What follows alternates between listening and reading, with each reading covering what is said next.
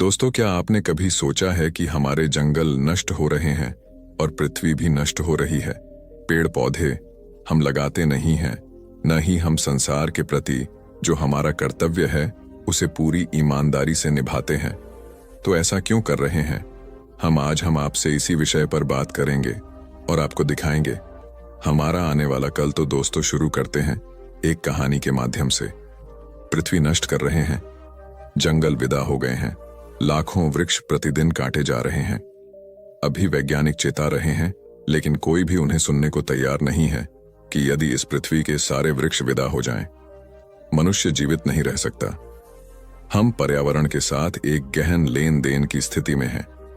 मनुष्य श्वास में ऑक्सीजन लेता है और कार्बन डाइऑक्साइड छोड़ता है। वृक्ष कार्बन डाइऑक्साइड लेते हैं और ऑक्सीजन छोड़ते हैं। न तुम वृक्षों के बिना जी सकते हो, न वृक्ष तुम्हारे बिना। यह एक सीधा उदाहरण है, अन्यथा जीवन और भी हजार तरह से जुड़ा हुआ है। क्योंकि हजारों वृक्ष कट गए हैं, वातावरण में इतनी कार्बन डाइऑक्साइड इकट्ठी हो गई है कि इसने पूरी पृथ्वी का तापमान 4 डिग्री बढ़ा दिया है। तुम्हारे लिए यह ज्यादा महत्वपूर्ण नहीं, 4 डिग्री, लेकिन यह कम महत्वपूर्ण नहीं। इस शताब्दी के अंत तक यह तापमान इतनी बर्फ पिघलने को काफी होगा जिससे महासागरों का तल 4 फीट ऊंचा उठ जाएगा। 1 डिग्री तापमान के बढ़ने का मतलब है कि सागरों का तल 1 फुट ऊंचा उठना। इसलिए जो शहर महासागरों के किनारों पर हैं और सारे बड़े बड़े शहर उन किनारों पर हैं, वे पानी से भर जाएंगे यदि तापमान बढ़ता रहा, जिसकी पूरी संभावना है, क्योंकि अभी तो कोई नहीं सुन रहा है। बिना किसी समझ के वृक्ष काटे जा रहे हैं, व्यर्थ की चीजों के लिए, घटिया अखबारों के लिए। तुम्हें अखबार चाहिए और तुम जीवन को नष्ट कर रहे हो। इस बात की संभावना है कि यदि हिमालय की सारी बर्फ पिघलना शुरू हो जाए, जैसा अतीत में नहीं हुआ है, तो महासागरों का तल 20 फुट ऊंचा उठ जाएगा और लगभग पूरी पृथ्वी को डुबा देगा। तुम्हारे सारे शहर नष्ट हो जाएंगे। मुंबई, कलकत्ता, न्यूयॉर्क, लंदन और सैन फ्रांसिस्को, शायद कुछ आदिम लोग जो पहाड़ पर रहते हैं। सभी समस्याएं सरल हैं। एक तरह से यह संकट स्थिति अच्छी है, क्योंकि वह लोगों को चुनाव करने के लिए बाध्य करेगी। तुम मरना चाहते हो या तुम एक नया जीवन जीना चाहते हो।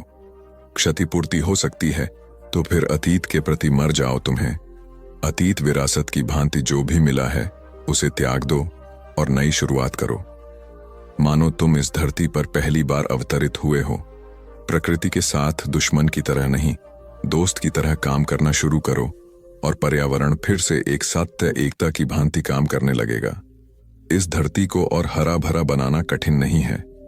यदि बहुत सारे वृक्षों को काटा गया है, तो और बहुत से वृक्ष लगाए भी जा सकते हैं और वैज्ञानिक सहयोग से भी बड़ी तेजी से बढ़ सकते हैं और उन पर ज्यादा घने पत्ते आ सकते हैं। नदियों में भिन्न भिन्न प्रकार के अवरोध खड़े किए जा सकते हैं, जिससे कि देशों का बाढ़ से नुकसान न हो। वही पानी कई गुना अधिक बिजली पैदा कर सकता है और हजारों गांवों की अंधियारी रातें रोशन कर सकता है। सर्द शीतकाल में ऊष्मा दे सकता है। बात सरल है, सभी समस्याएं सरल हैं, लेकिन इन समस्याओं के मौलिक आधार गड़बड़ हैं। मैं सारी दुनिया को यह बताना चाहता हूं कि अगर तुम एक होने के लिए तैयार नहीं हो, तो इस ग्रह में विलीन होने को तैयार हो जाओ। वैज्ञानिकों ने हिसाब लगाया है कि करीब 50,000 ऐसे ग्रह हैं जहां जीवन का अस्तित्व है। रात में जब तुम तारे देखते हो, वे तारे नहीं हैं, वे सूर्य हैं, लेकिन वे इतने दूर हैं कि चमकते तारे लगते हैं। तुम्हारा सूर्य बहुत औसत दर्जे का है। ये पृथ्वी की तुलना में बहुत बड़ा है, लेकिन दूसरे सौरमंडलों की तुलना में दूसरे सूर्य और अब तक 20 लाख सौरमंडल खोज लिए हैं। हमारा सूर्य बस औसत दर्जे का है। वे हमारे इस सूर्य से लाखों गुना बड़े हैं और उनके अपने ग्रह हैं। लेकिन कोई भी वैज्ञानिक इस बात का पता लगाने में समर्थ नहीं हुआ कि पूरे ब्रह्मांड में कहीं चेतना का अस्तित्व है या नहीं, और निश्चित ही ऐसा कोई निशान नहीं है कि गौतम बुद्ध, लाओ त्से, नागर बोधिधर्म जैसे लोग हैं। ऐसे लोग जिन्होंने अपने सत्य को पा लिया है। बगैर चेतना के यह संभव नहीं है। यह पृथ्वी पूरे ब्रह्मांड में समृद्धतम है और यह ब्रह्मांड अनंत है। इसकी कोई सीमा नहीं है। जीवन सिर्फ यहाँ इतने सुंदरतम ढंग से प्रकट हुआ जहाँ की चेतना है, और चेतना ने ऐसी विधियां विकसित की हैं कि वह शिखर तक पहुंच सके, चेतना के एवरेस्ट पर। चीजें ऐसी जगह आ गई हैं कि पूरी मानवता को जगाया जा सकता है।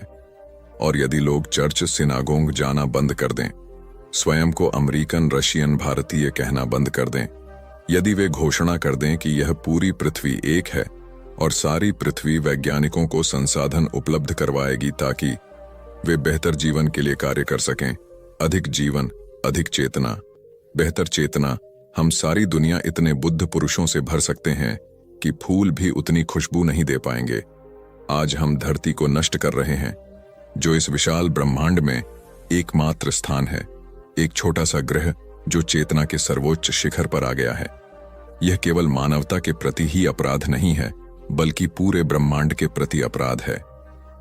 एक व्यक्ति ने एक साधु से पूछा, भगवान, क्या मौत पर विजय पाई जा सकती है? साधु ने जवाब दिया, यह प्रश्न तुम तभी उठा सकते हो जब मौत से तुम बहुत डरे हो। मौत पर विजय पानी है, क्या कभी विश्राम नहीं करना है? दौड़ते ही रहना है, थमते ही रहना है। मौत दुश्मन नहीं है कि उस पर विजय पाओ, मौत तो महामित्र है। मौत तो तुम्हारे सारे जीवन के उपद्रव, सारे जीवन की आपाधापी के बाद विश्राम का क्षण है। मौत तो तुम्हें नई देह देगी, नया जीवन देगी। अगर कुछ पाठ लिए हों पुराने जीवन से, तो नए जीवन में उनका उपयोग कर लेना। मौत तुम्हें एक अवसर देगी पुरानी आदतें छोड़ने, पुरानी देह के छोड़ने का। मौत तो एक महा अवसर है। मैंने सुना है, जब सिकंदर भारत की यात्रा को आया तो उसने सुन रखी थी एक कहानी ही मानता था, नहीं सोचा था कि सच होगी। सुन रखा था उसने कि कहीं रास्ते में मरुस्थलों में कोई एक ऐसा झरना है जिस झरने का जल पी लेने से आदमी अमर हो जाता है। सिकंदर जब आया तो उसने अपने सिपाहियों को कह रखा था कि पता लगाए रखना, जहां से गुजरो पता लगाए रखना कि वह झरना कहां है। और आखिर वह एक दिन घड़ी आ गई जब उस झरने का पता मिल गया। सिकंदर ने उस झरने पर चारों तरफ पहरा लगवा दिया, अकेला उस झरने के पास गया। एक छोटी सी खोह में, एक छोटी सी गुफा में वह झरना था। भीतर प्रवेश किया।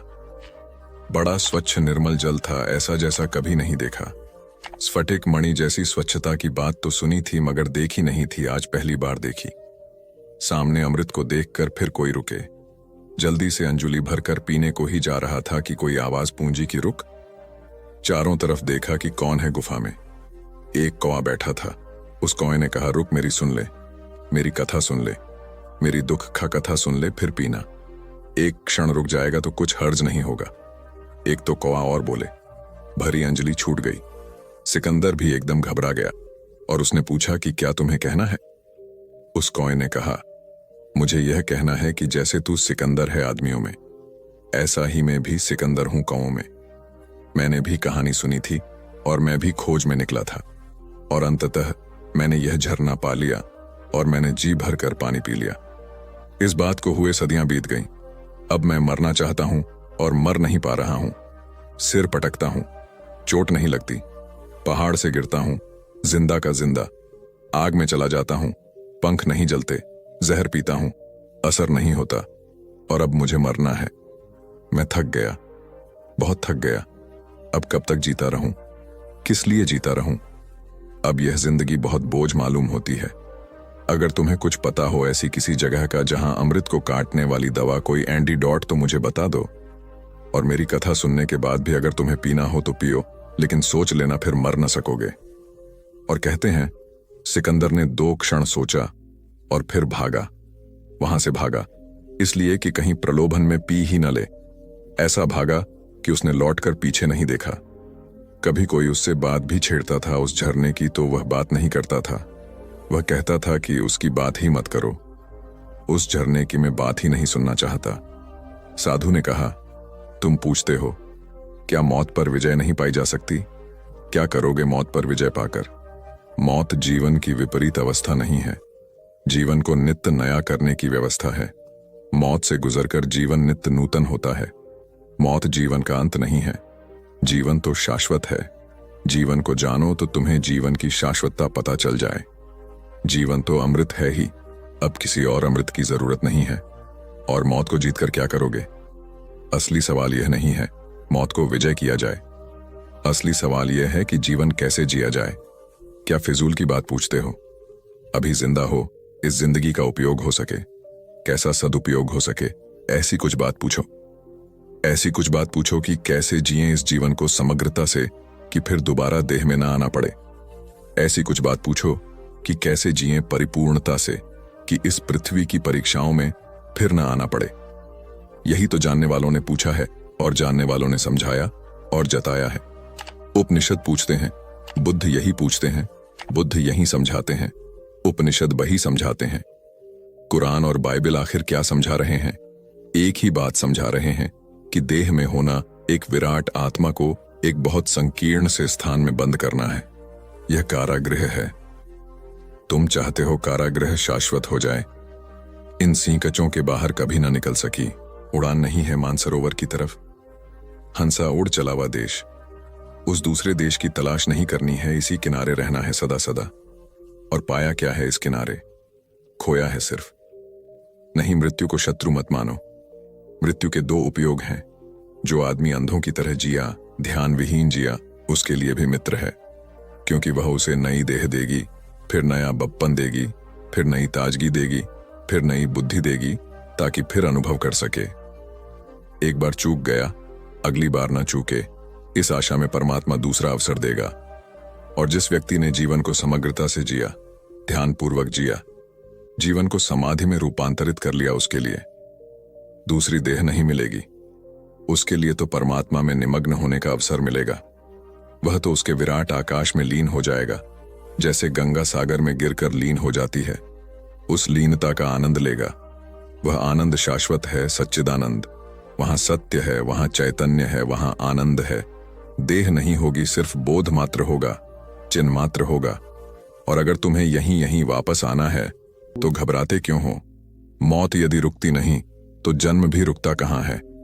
एक क्षण यदि और है तो दूसरा क्षण और कुछ है। रूप पल पल पर बदलकर और कुछ है, और कुछ है। यह अखंड विधान जग में रच भी झुकता कहां है? मौत यदि रुकती नहीं, यदि तुम्हारे वक्ष में है सांस बाहों में भरा बल, काल सरिता की लहर पर आंख दो, गति चित्र निर्मल। सिंधु समझो बिंदु पर, यह बिंदु में चुकता कहां है? मौत यदि रुकती नहीं, दुख केवल दुख ही। यदि सत्य है तो और क्या है? अश्रु सिंचित हास पुलकित जिंदगी, फिर और क्या है? जिंदगी का मोल केवल मौत से चुकता कहां है?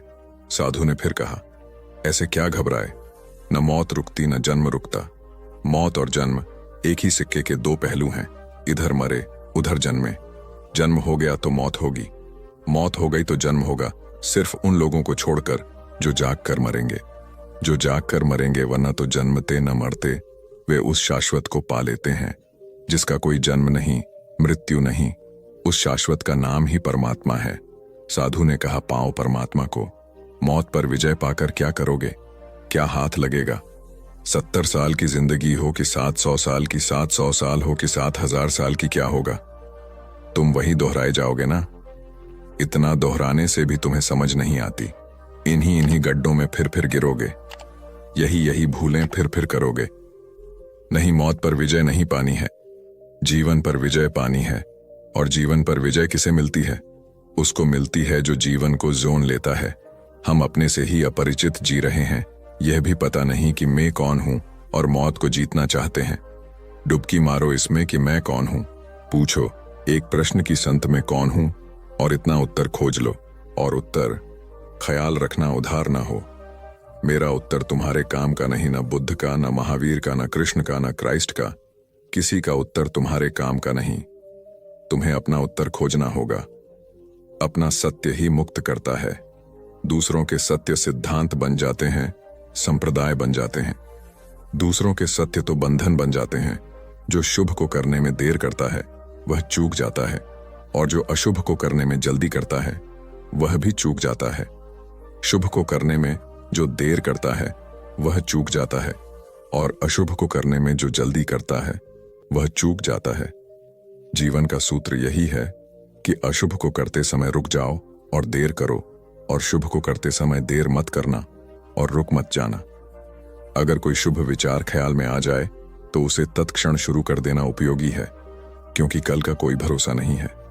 आने वाले क्षण का कोई भरोसा नहीं है। हम होंगे या नहीं होंगे नहीं कहा जा सकता। इसके पहले कि मृत्यु हमें पकड़ ले, हमें निर्णायक रूप से यह सिद्ध कर देना है कि हम इस योग्य नहीं थे कि मृत्यु ही हमारा भाग्य हो। मृत्यु से ऊपर का कुछ पाने की क्षमता हमने विकसित की थी। यह मृत्यु के आने तक तय कर लेना है, और वह मृत्यु कभी भी आ सकती है। वह किसी भी क्षण आ सकती है।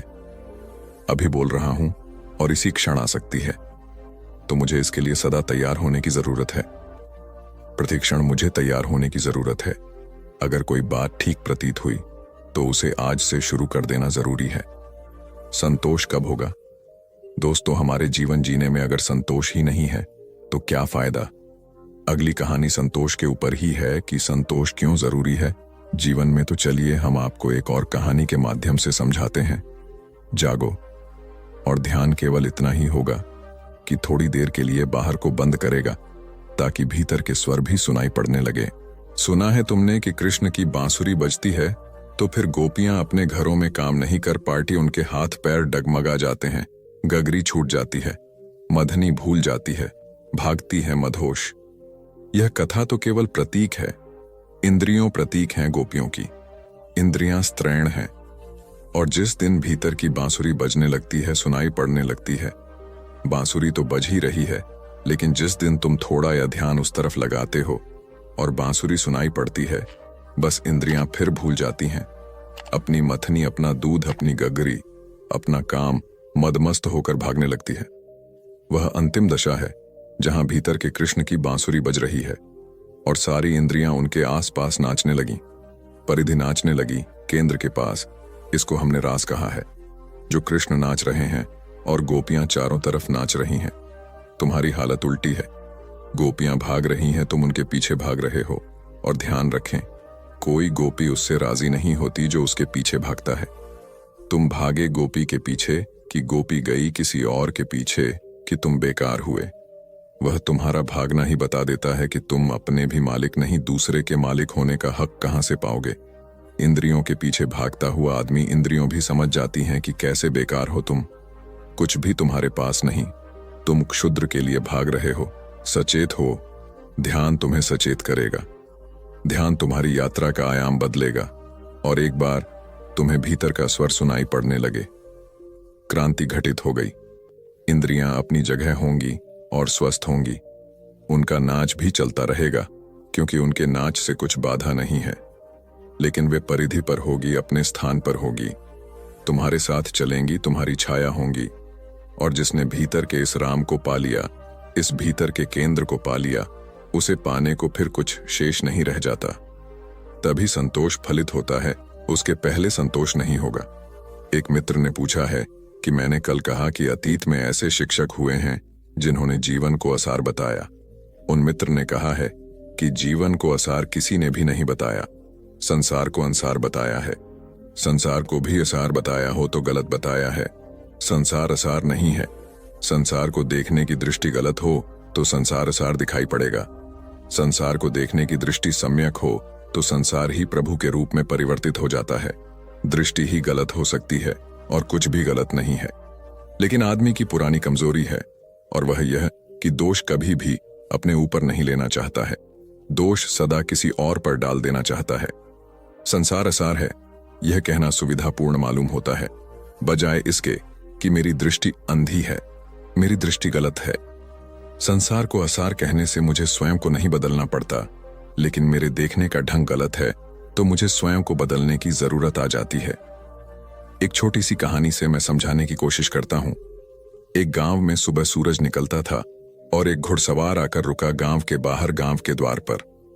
द्वार पर बैठे हुए एक बूढ़े आदमी से उसने पूछा कि मैं एक बात जानना चाहता हूं, इस गांव के लोग कैसे हैं? मैंने अपना पुराना गांव छोड़ दिया और नए गांव की तलाश में हूं जहां निवास कर सकूं। मैं जानना चाहता हूं, इस गांव के लोग कैसे हैं? यह गांव कैसा है? अगर अच्छा हो तो मैं यहां बस जाऊं। उस बूढ़े ने उस घुड़सवार को नीचे से ऊपर तक गौर से देखा और फिर कहा कि इस प्रश्न का उत्तर मैं तभी दे सकता हूं जब मेरे एक प्रश्न का उत्तर आप पहले दे दें। मैं जानना चाहता हूं कि उस गांव के लोग कैसे थे जिसे आपने छोड़ दिया है। यह बात सुनते ही उस आदमी की आंखें क्रोध के अंगारों से भर गईं और उसने कहा कि उस दृष्ट गांव का स्मरण भी न दिलाना।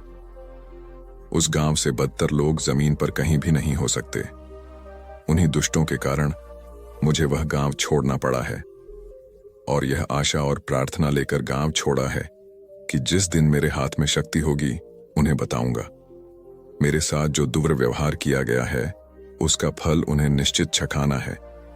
उस बूढ़े आदमी ने कहा कि फिर क्षमा करें, मैं आपसे कहता हूं कि मैं 70 वर्षा से इस गांव में रह रहा हूं। इस गांव के लोग उस गांव से भी बुरे हैं। आप कोई और गांव खोज लें, इस गांव के लोग अच्छे नहीं हैं। रसवार जा भी नहीं पाया था कि पीछे से एक बैलगाड़ी आकर रुकी और उसमें सवार आदमी ने पूछा कि बाबा क्या सकता हूं, इस गांव के लोग कैसे हैं? मैंने अपना गांव छोड़ दिया है। उस बूढ़े ने कहा, बड़े आश्चर्य और बड़े संयोग की बात है। अभी मैं इसका उत्तर दिया ही हूं, लेकिन फिर मुझे पूछना पड़ेगा, तुम्हारे गांव के लोग कैसे थे जिसे तुमने छोड़ दिया? उस बैलगाड़ी के सवार की आंखें खुशी के आंसुओं से भर गई और उसने कहा, उनकी स्मृति भी मुझे आनंद से भर देती है। उतने प्यारे लोग शायद पृथ्वी के किसी गांव में खोजने से न मिले। दुर्भाग्य मेरा कि किसी मुसीबत में मुझे वह गांव छोड़ना पड़ा और यह ही आशा लेकर गांव छोड़ा हूं कि जब भी सौभाग्य होगा तब वापस उसी गांव में जाकर बस जाऊंगा। कैसे हैं इस गांव के लोग? उस बूढ़े ने कहा, बैलगाड़ी गांव के भीतर मोड़ लो। मैं तुम्हारा स्वागत करता हूं और विश्वास दिलाता हूं, मैं 70 वर्षों से इस गांव में हूं। इस गांव से प्यारे और अच्छे लोग पृथ्वी पर कहीं भी नहीं खोजे जा सकते हैं। मैं भी उस गांव के दरवाजे पर था और मैंने उस बूढ़े आदमी की ये दोनों बातें सुनी। मैं बड़ी मुश्किल में पड़ गया। अगर मैंने एक बात सुनी होती तो ठीक था। पहले आदमी से उसने कहा था कि इससे बुरे आदमी कहीं भी खोजने कठिन है, और दूसरे आदमी से उसी ने कहा कि इस गांव से अच्छे आदमी खोजने कठिन है।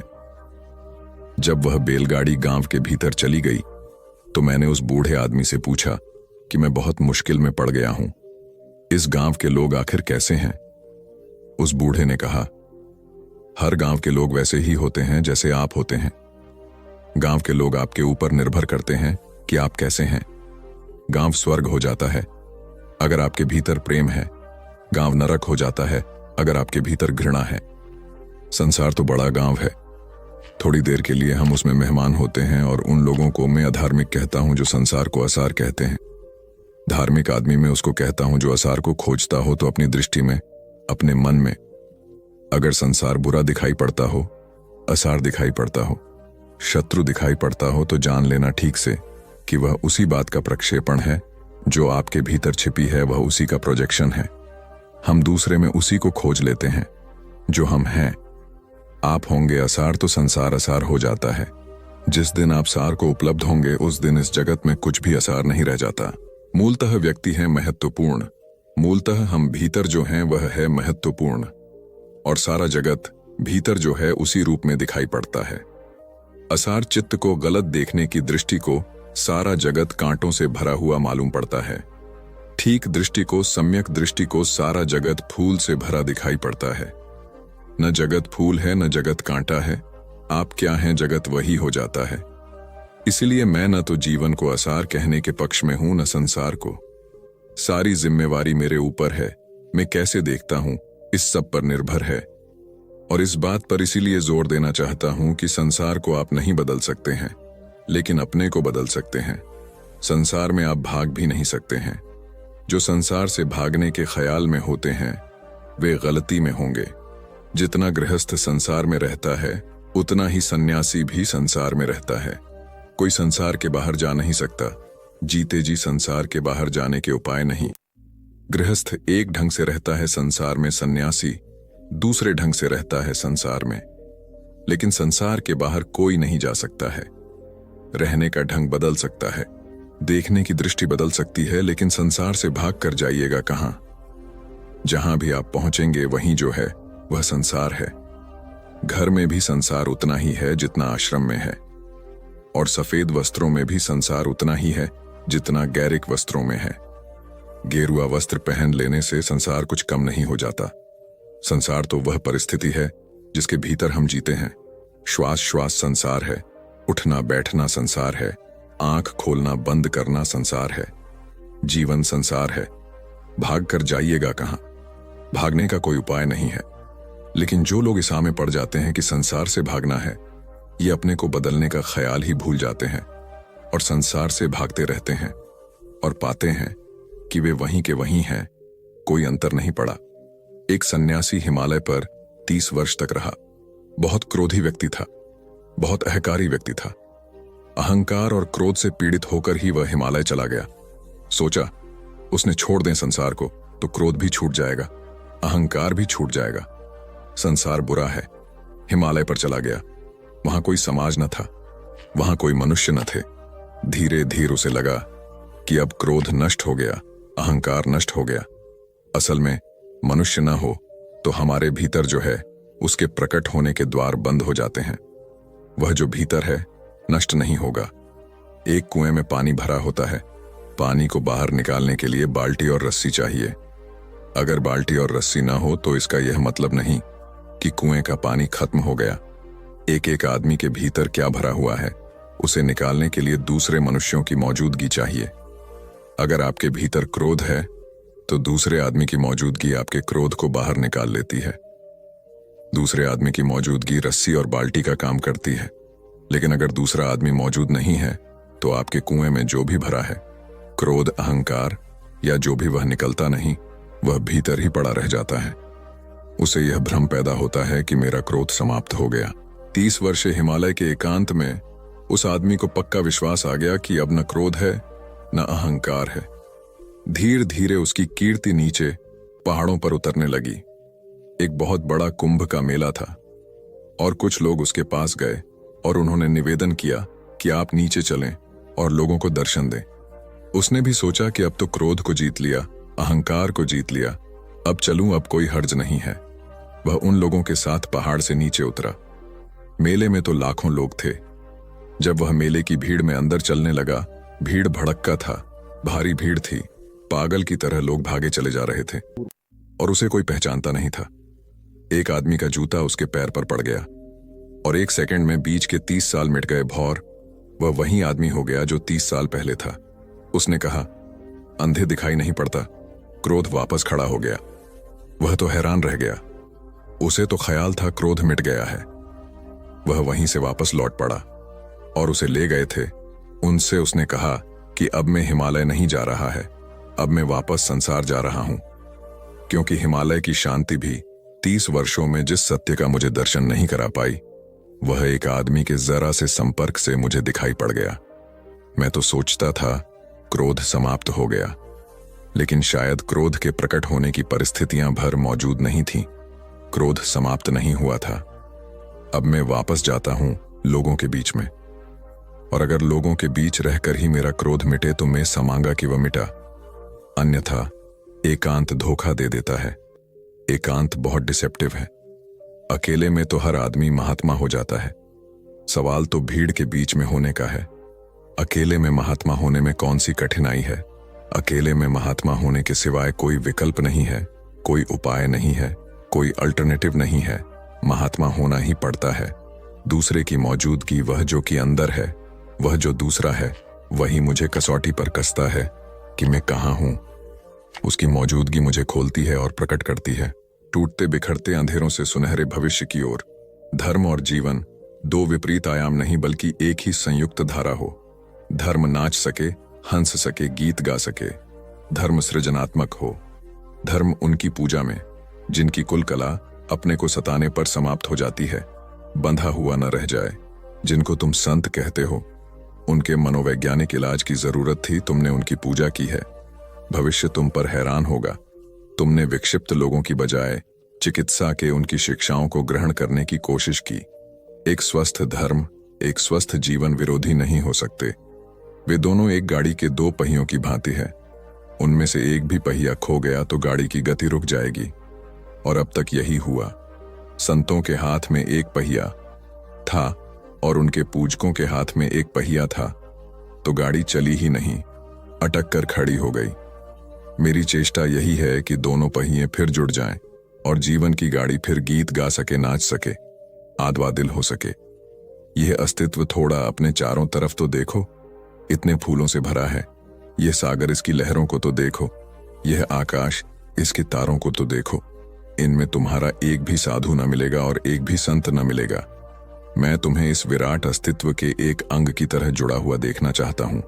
मैं तुम्हारे भीतर भी तारे उगे हुए देखना चाहता हूं, फूल खिले हुए देखना चाहता हूं, लहरें उठती हुई देखना चाहता हूं। निंदा का स्वर समाप्त हो और निंदा का युग समाप्त हो, दमन की परंपरा समाप्त हो और जीवन का उल्लास हमारा भविष्य बने। दोस्तों, हमारा अगला मुद्दा है परिवार में कलह क्यों। नारी और शांति के संबंध में कुछ सूत्र समझना उपयोगी है। एक तो सबसे पहले यह समझना जरूरी है कि नारी का अब तक कोई व्यक्तित्व नहीं रहा है और पुरुष ने उसके व्यक्तित्व को मिटाने की भरसक चेष्टा की है। नारी या तो किसी की बेटी होती है, या किसी की बहन होती है, या किसी की पत्नी होती है। नारी का अपना होना नहीं है। विवाह हो तो उसका नाम भी पुरुष बदल डालते हैं, नया नाम रख लेते हैं। विवाह हो जाने के बाद उसका कोई तादात्म्य, उसकी सीधी कोई आइडेंटिटी अपने साथ नहीं होती है। वह किसी की श्रीमती हो जाती है। उसके परिचय में भी हम कहते हैं श्रीमती खन्ना या श्रीमती गुजर या कुछ। सीधा उसका कोई व्यक्तित्व समाज के समक्ष नहीं होता। बीच में पुरुष को लेकर ही उसका कोई अर्थ बनता है। पुराने शास्त्र कहते हैं कि जब वह कुंवारी हो तो पिता उसकी रक्षा करे, जब विवाह हो तो पति उसकी रक्षा करे, अगर वह वृद्ध हो जाए तो उसके बेटे उसकी रक्षा करें। लेकिन किसी भी स्थिति में उसका अपना कोई अस्तित्व स्वीकार नहीं किया गया है। नारी को समझने के लिए पहली बात समझना यह जरूरी है कि उसके पास व्यक्तित्व नहीं है, और जिसके पास व्यक्तित्व न हो वह शांति का आधार कभी भी नहीं बन सकती। जिसके पास व्यक्तित्व नहीं है वह स्वयं इतना अशांत होगा कि वह शांति का आधार नहीं बनता।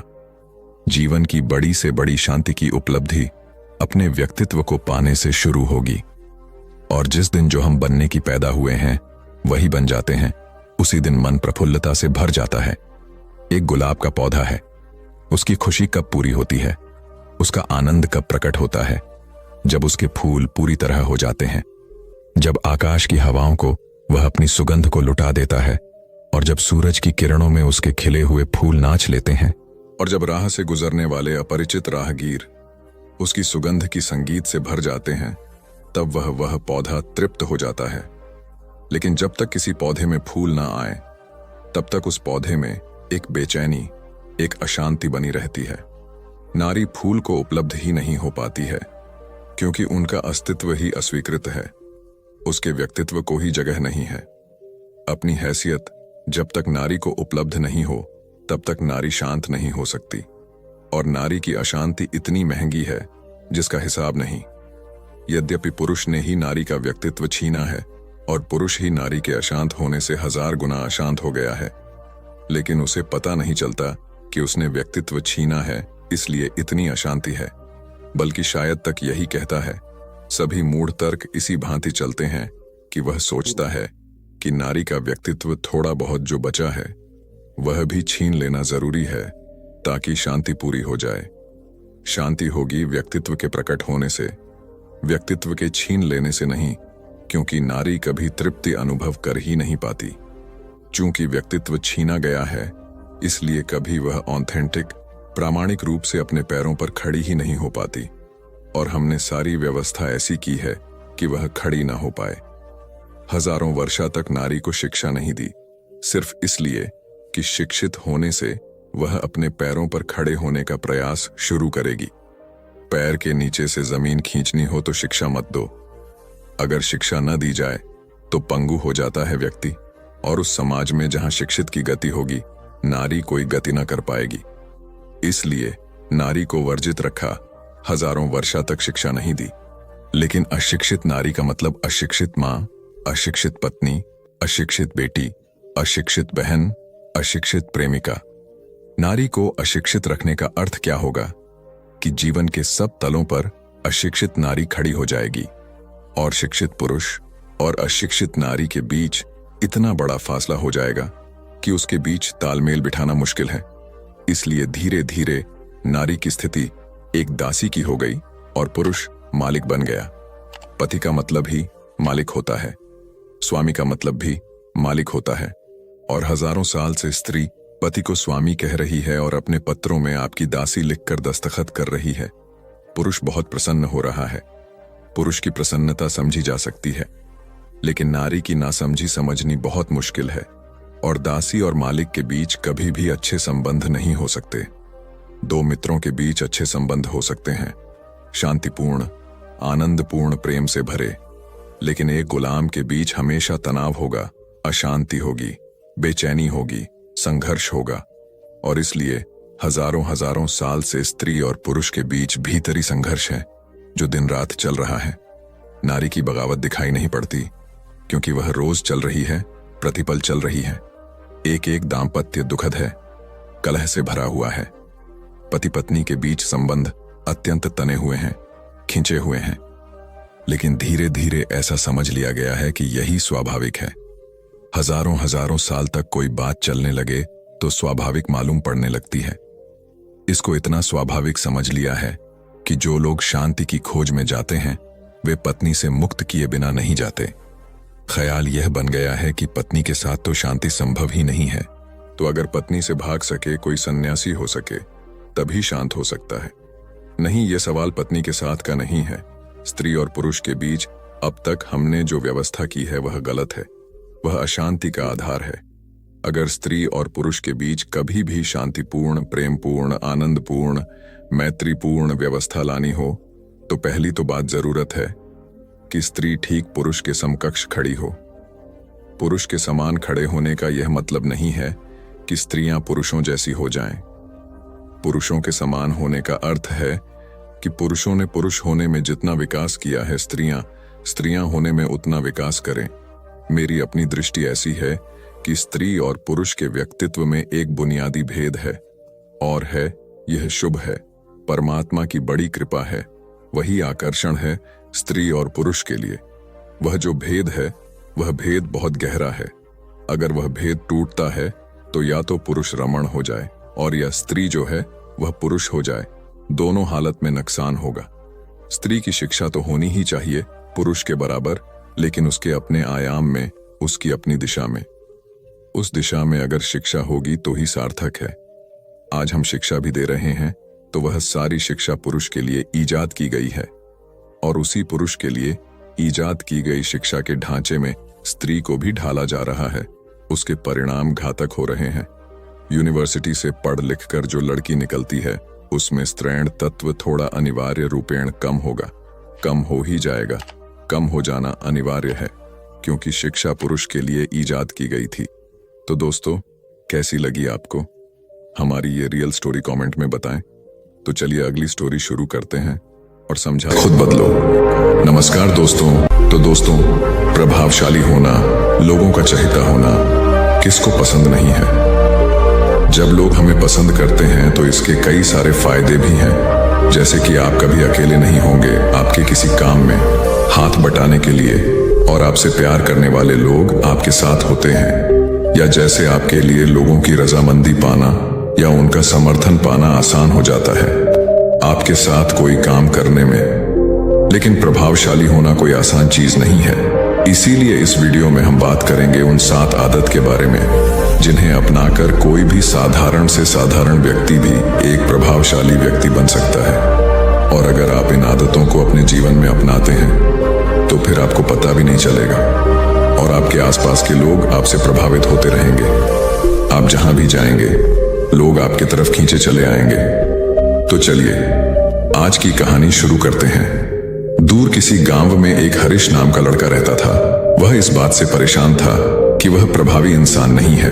वह बहुत कोशिश करने के बावजूद भी वह अपनी बातों, अपने काम और अपने स्वभाव से लोगों को प्रभावित नहीं कर पा रहा था। उसकी हार्दिक इच्छा थी कि वह एक ऐसा इंसान बने जिसकी सब बात माने, जिसके साथ सब काम करना चाहे और अपना समय बिताना चाहे। लेकिन उसके साथ सब कुछ उल्टा हो रहा था। ना तो कोई उसके साथ समय बिताना पसंद करता था और ना ही कोई उसकी बातों को गंभीरता से लेता था। कुल मिलाकर लोगों के बीच वह तो वह था, लेकिन हमेशा खुद को अकेला ही महसूस करता। उसके उपस्थित होने या ना होने से किसी को कुछ खास फर्क नहीं पड़ता था। इन सब घटनाओं की वजह से उसका आत्मविश्वास भी दिन प्रतिदिन कम होता जा रहा था। अपनी ऐसी हालत को देखकर वह बहुत ही उदास और परेशान रहने लगा। जिस शहर में हरीश रहता था, उसी नगर के बाहर एक बौद्ध भिक्षु भी रहते थे। वह बौद्ध भिक्षु अपने अति प्रभावशाली व्यक्तित्व के लिए प्रसिद्ध थे। जो भी उनसे मिलता, वह उनसे प्रभावित हो जाता था। बिना उनसे मिले नहीं रह पाते। उनके लिए जरूरी है तो कभी भी एक प्रभावशाली व्यक्ति बात करने का तरीका, उनके हाव भाव और उनका लोगों को समझना और समझाने का तरीका बहुत ही प्रभावी और आकर्षक था। सभी कहते थे कि वह एक बहुत ही प्रभावशाली व्यक्ति हैं, जिनके व्यक्तित्व में ऐसा जादू है जो किसी को भी मोहित कर देता है। एक दिन शाम के समय वह लड़का उदास मन के साथ तालाब के किनारे बैठा हुआ था। तभी उसका एक मित्र उसके पास आता है और कहता है, दोस्त, मुझे तुम्हारी समस्या का हल मिल गया। यह सुनकर हरीश बहुत अधिक खुश हो जाता है और पूछता है, क्या समाधान है? तभी उसका दोस्त बताता है कि मुझे एक ऐसे बौद्ध भिक्षु के बारे में पता चला है जो एक प्रभावशाली व्यक्तित्व के मालिक हैं, और मुझे पूरा भरोसा है कि उनके पास तेरी इस समस्या का समाधान अवश्य होगा। यह सुनकर हरीश उसकी बातों से सहमत हो गया।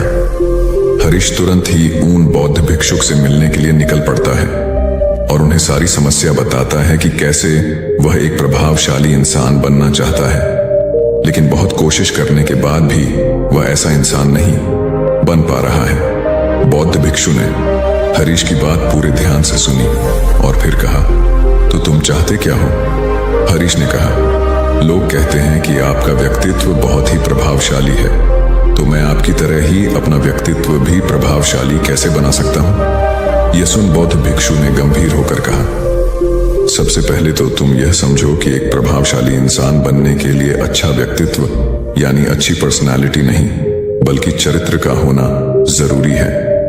क्योंकि अगर सिर्फ किसी इंसान का व्यक्तित्व अच्छा है तो वह कुछ समय के लिए तो लोगों को प्रभावित कर सकता है, लेकिन बहुत ही जल्दी लोग यह समझ जाएंगे कि उसके काम के पीछे कोई ना कोई मतलब है, कोई उद्देश्य है। लेकिन अगर तुम्हारा चरित्र अच्छा है तो सभी लोग तुम्हारे साथ रहना पसंद करेंगे और तुम अपने आसपास के लोगों को प्रभावित करते रहोगे और तुम्हें इस बात का पता भी नहीं चलता। लेकिन याद रखना, इसके लिए तुम्हें अंदर से बदलना पड़ेगा। तो क्या तुम एक प्रभावशाली इंसान बनने के लिए खुद को अंदर से बदलने के लिए तैयार हो? लड़के ने कहा, जी महाराज जी, मैं पूरी कोशिश करूंगा। बौद्ध भिक्षु ने कहा, एक प्रभावशाली इंसान के अंदर ये 7 आदतें होती हैं जो तुम्हें अपनानी पड़ेगी। बौद्ध भिक्षु ने कहना शुरू किया, पहली आदत, सक्रिय यानी प्रोएक्टिव बनो। हमारे आसपास जो कुछ भी होता है हम इसे बदल नहीं सकते, लेकिन इस पर क्या प्रतिक्रिया देना है यह पूरी तरह से हमारे हाथ में है। एक प्रोएक्टिव व्यक्ति बनने का मतलब है कि हमारे आसपास के लोग चाहे जो कुछ भी कहे, लेकिन हमें उससे विचलित नहीं होना है। जब लोग हमारे बारे में कुछ बुरा बोलते हैं तो कमी हमारे अंदर नहीं बल्कि उनके अंदर होती है।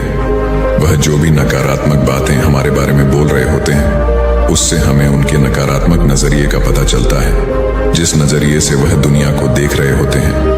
प्रोएक्टिव व्यक्ति होने का मतलब यह भी है कि हम किसी बुरी परिस्थिति से प्रभावित ना हो, फिर चाहे मौसम खराब हो या घर में अचानक कहीं कोई मुसीबत आ जाए। एक प्रोएक्टिव व्यक्ति को कोई फर्क नहीं पड़ता, उसकी जिंदगी में बुरा वक्त आए या गरीबी, वह हर हाल में खुश रहता है। ऐसा व्यक्ति बुरी से बुरी परिस्थिति में भी बिना कोई शिकायत किए चुपचाप अपना काम करता रहता है, और जीवन के सबसे अच्छे दिनों में भी वह बेलगाम नहीं हो जाता, बल्कि तब भी खुद को शांत और स्थिर रखता है। प्रोएक्टिव व्यक्ति का उल्टा होता है प्रतिक्रियाशील व्यक्ति। ऐसा व्यक्ति अपने आसपास के माहौल से बहुत जल्दी प्रभावित हो जाया जाता है। अगर कोई उसकी बुराई करता है तो वह दुखी हो जाता है, अगर कोई उसकी तारीफ करता है तो वह खुश हो जाता है। अगर ऐसे व्यक्ति के साथ कुछ बुरा होता है तो वह खुद भी बुरा बन जाता है। तो अब तुम समझ गए होंगे कि प्रतिक्रियाशील व्यक्ति कभी भी एक प्रभावशाली व्यक्ति नहीं बन सकता, क्योंकि उसका नियंत्रण दूसरे के हाथों में होता है। दूसरा व्यक्ति जब भी चाहे तो उसकी बुराई करके या उसको गुस्सा दिलाकर उसे परेशान कर सकता है, जबकि एक प्रोएक्टिव व्यक्ति का नियंत्रण पूरी तरह से उसके अपने हाथों में होता है। उसे कोई भी दुखी या परेशान नहीं कर सकता जब तक कि वह खुद ना चाहे। उसे कोई फर्क नहीं पड़ता कि सामने वाला उसके बारे में क्या बोलता है या क्या सोचता है। इसलिए प्रोएक्टिव व्यक्ति एक प्रभावशाली व्यक्ति होता है। तो तुम्हें भी एक प्रोएक्टिव व्यक्ति बने रहना है, ना कि प्रतिक्रियाशील व्यक्ति। दूसरी आदत, अंत को ध्यान में रखकर शुरुआत करो। इसका मतलब है कि तुम जब भी कोई बड़ा लक्ष्य बनाओ तो तुम्हें स्पष्ट रूप से पता होना चाहिए कि तुम उस काम को क्यों कर रहे हो और उसे कैसे पूरा करना है। यानी कि हर काम की शुरुआत में ही तुम्हें उसे करने का कारण और काम को पूरा करने की योजना स्पष्ट रूप से पता होनी चाहिए। और एक बार जब तुमने अपने काम का क्यों और कैसे पता कर लिया तो फिर तुम्हारे रोज के छोटे छोटे काम और उसके परिणाम तुम्हारे लक्ष्य की तरफ होनी चाहिए, तुम्हारी योजना से मेल खाने चाहिए। अगर तुम हर रोज वह नहीं कर रहे हो जो तुम्हारे लक्ष्य नहीं बन सकते, जैसे कि अगर तुमने अपना वजन कम करने का लक्ष्य निर्धारित किया है और तुम हर रोज मेहनत नहीं कर रहे हो, पसीना नहीं बहा रहे हो, तो इसका मतलब है कि तुम्हारे रोज के काम तुम्हारे लक्ष्य और उसकी योजना से मेल नहीं खा रहे हैं। तुम्हारी कहनी और करनी में अंतर है और इस तरीके से लोग कभी भी तुमसे प्रभावित नहीं होंगे। इसलिए अगर तुम एक प्रभावशाली व्यक्ति बनना चाहते हो तो तुम्हें तुम्हारे काम का कारण और उसे पूरा करने का तरीका स्पष्ट रूप से पता होना चाहिए और साथ ही तुम्हारे विचार और कर्म भी उसके साथ मेल खाने चाहिए। बौद्ध भिक्षु ने आगे कहा, तीसरी आदत, जरूरी चीजें सबसे पहले करो। एक दिन में हमारे सामने बहुत से काम होते हैं लेकिन हम हर काम तो नहीं कर सकते। इसलिए हमें अपने सबसे महत्वपूर्ण कामों को सबसे पहले करना चाहिए।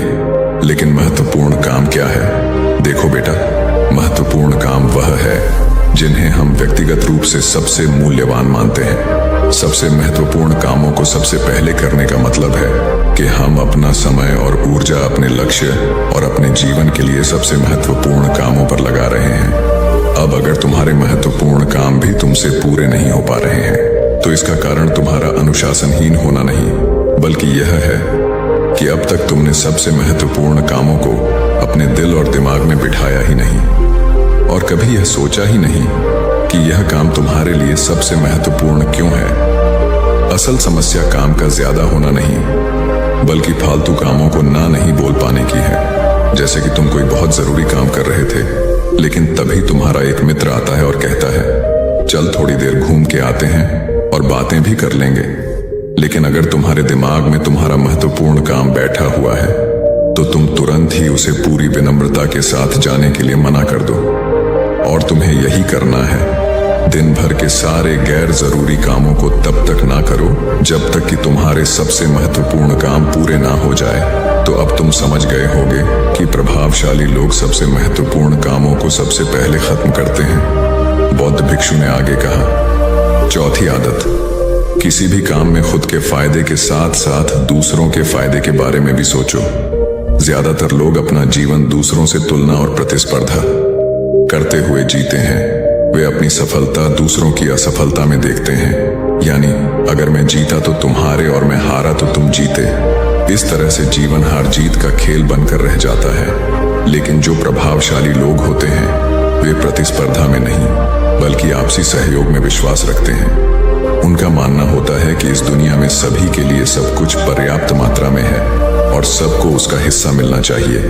न केवल चीजों के लिए बल्कि आपसी रिश्तों में भी यह नियम लागू करते हैं। जैसे कि जब भी उनका किसी के साथ कोई मतभेद होता है तो वे बात को मन में रखने की बजाय उस इंसान के साथ खुलकर उस बारे में बात करते हैं और कोई बीच का ऐसा रास्ता निकालते हैं जो दोनों के लिए फायदेमंद हो, जिसमें दोनों की जीत हो, न कि सामने वाला ठगा हुआ महसूस करें। और ऐसा करके वह आपसी मनमुटाव को खत्म करते हैं, साथ ही रिश्तों को पहले से भी ज्यादा मजबूत बना लेते हैं। तो अब तुम समझ गए होगी कि प्रभावशाली बनने के लिए तुम्हें खुद के अलावा सामने वाले के फायदे के बारे में भी सोचना होता है। पांचवी आदत, पहले खुद दूसरों को समझने का प्रयास करो, फिर उनसे उम्मीद करो कि वह तुम्हारी बात को समझेंगे। किसी के साथ भी बातचीत करने का सबसे अच्छा तरीका यह है कि सबसे पहले हम यह समझने की कोशिश करें कि आखिर सामने वाला कहना क्या चाहता है। बल्कि मैं तो कहूंगा कि किसी भी इंसान की बात को सुनने और समझने का सबसे अच्छा तरीका है कि हम खुद को उसकी जगह पर रखकर सोचें। तब जाकर हम सही तरीके से समझ पाएंगे कि आखिरकार सामने वाला हमसे कहना क्या चाहता है। जब हम किसी की बात को ध्यान से सुनते ही नहीं, तब हम उसकी भावनाओं को समझे बिना ही उसे सलाह देने लग जाते हैं। लेकिन जब हम उसे समझने की कोशिश करते हैं, तभी हम जान पाते हैं कि असल में वह इंसान कैसा महसूस कर रहा है। और जब हम इस तरीके से किसी की बात सुनते हैं, तब जाकर हम उस इंसान को कुछ अच्छी सलाह दे पाएंगे या सच में उसकी कुछ मदद कर पाएंगे। ज्यादातर लोग बातचीत के दौरान सिर्फ यही कहते रहते हैं कि अगर तुम्हारी जगह मैं होता तो ऐसा करता, या फिर एक बार मेरी बात मानकर तो देखो। लेकिन वह कभी भी यह समझने का प्रयास नहीं करते कि सामने वाला व्यक्ति क्या कर रहा है, और इसका परिणाम यह होता है कि सामने वाला उन पर कभी भरोसा नहीं करता और फिर ना ही कभी अपनी समस्याएं उनके पास लेकर आता है। इसलिए अगर तुम सच में किसी की मदद करना चाहते हो, तो सबसे पहले उन्हें समझने का प्रयास करो। ऐसा करके तुम उनका विश्वास जीत पाओगे और उन्हें इस बात का भरोसा हो जाएगा कि तुम्हारे काम के पीछे किसी भी प्रकार का कोई लाभ या उद्देश्य नहीं है। तुम तो बस उनकी मदद करना चाहते हो, और फिर इस तरीके से वह भी तुम्हें समझना शुरू कर देंगे। और यही है प्रभावशाली इंसान बनने का 5वां नियम। बौद्ध भिक्षु ने आगे कहा, 6ठा नियम, प्रभावशाली लोग आपसी तालमेल और सहयोग के साथ काम करते हैं। वह लोग जो दूसरों को प्रभावित करते हैं, इस बात को अच्छे से समझते हैं कि 2 दिमाग हमेशा ही एक दिमाग से बेहतर होते हैं। इसलिए वह एक दूसरे का सहयोग करके किसी भी समस्या का समाधान निकालने की कोशिश करते हैं। लेकिन इंसानी स्वभाव के कारण आपसे तालमेल बैठाना इतना आसान नहीं होता, क्योंकि सबके अनुभव और दुनिया को देखने का दृष्टिकोण अलग अलग होता है, और प्रभावशाली लोग इस बात को भी समझते हैं।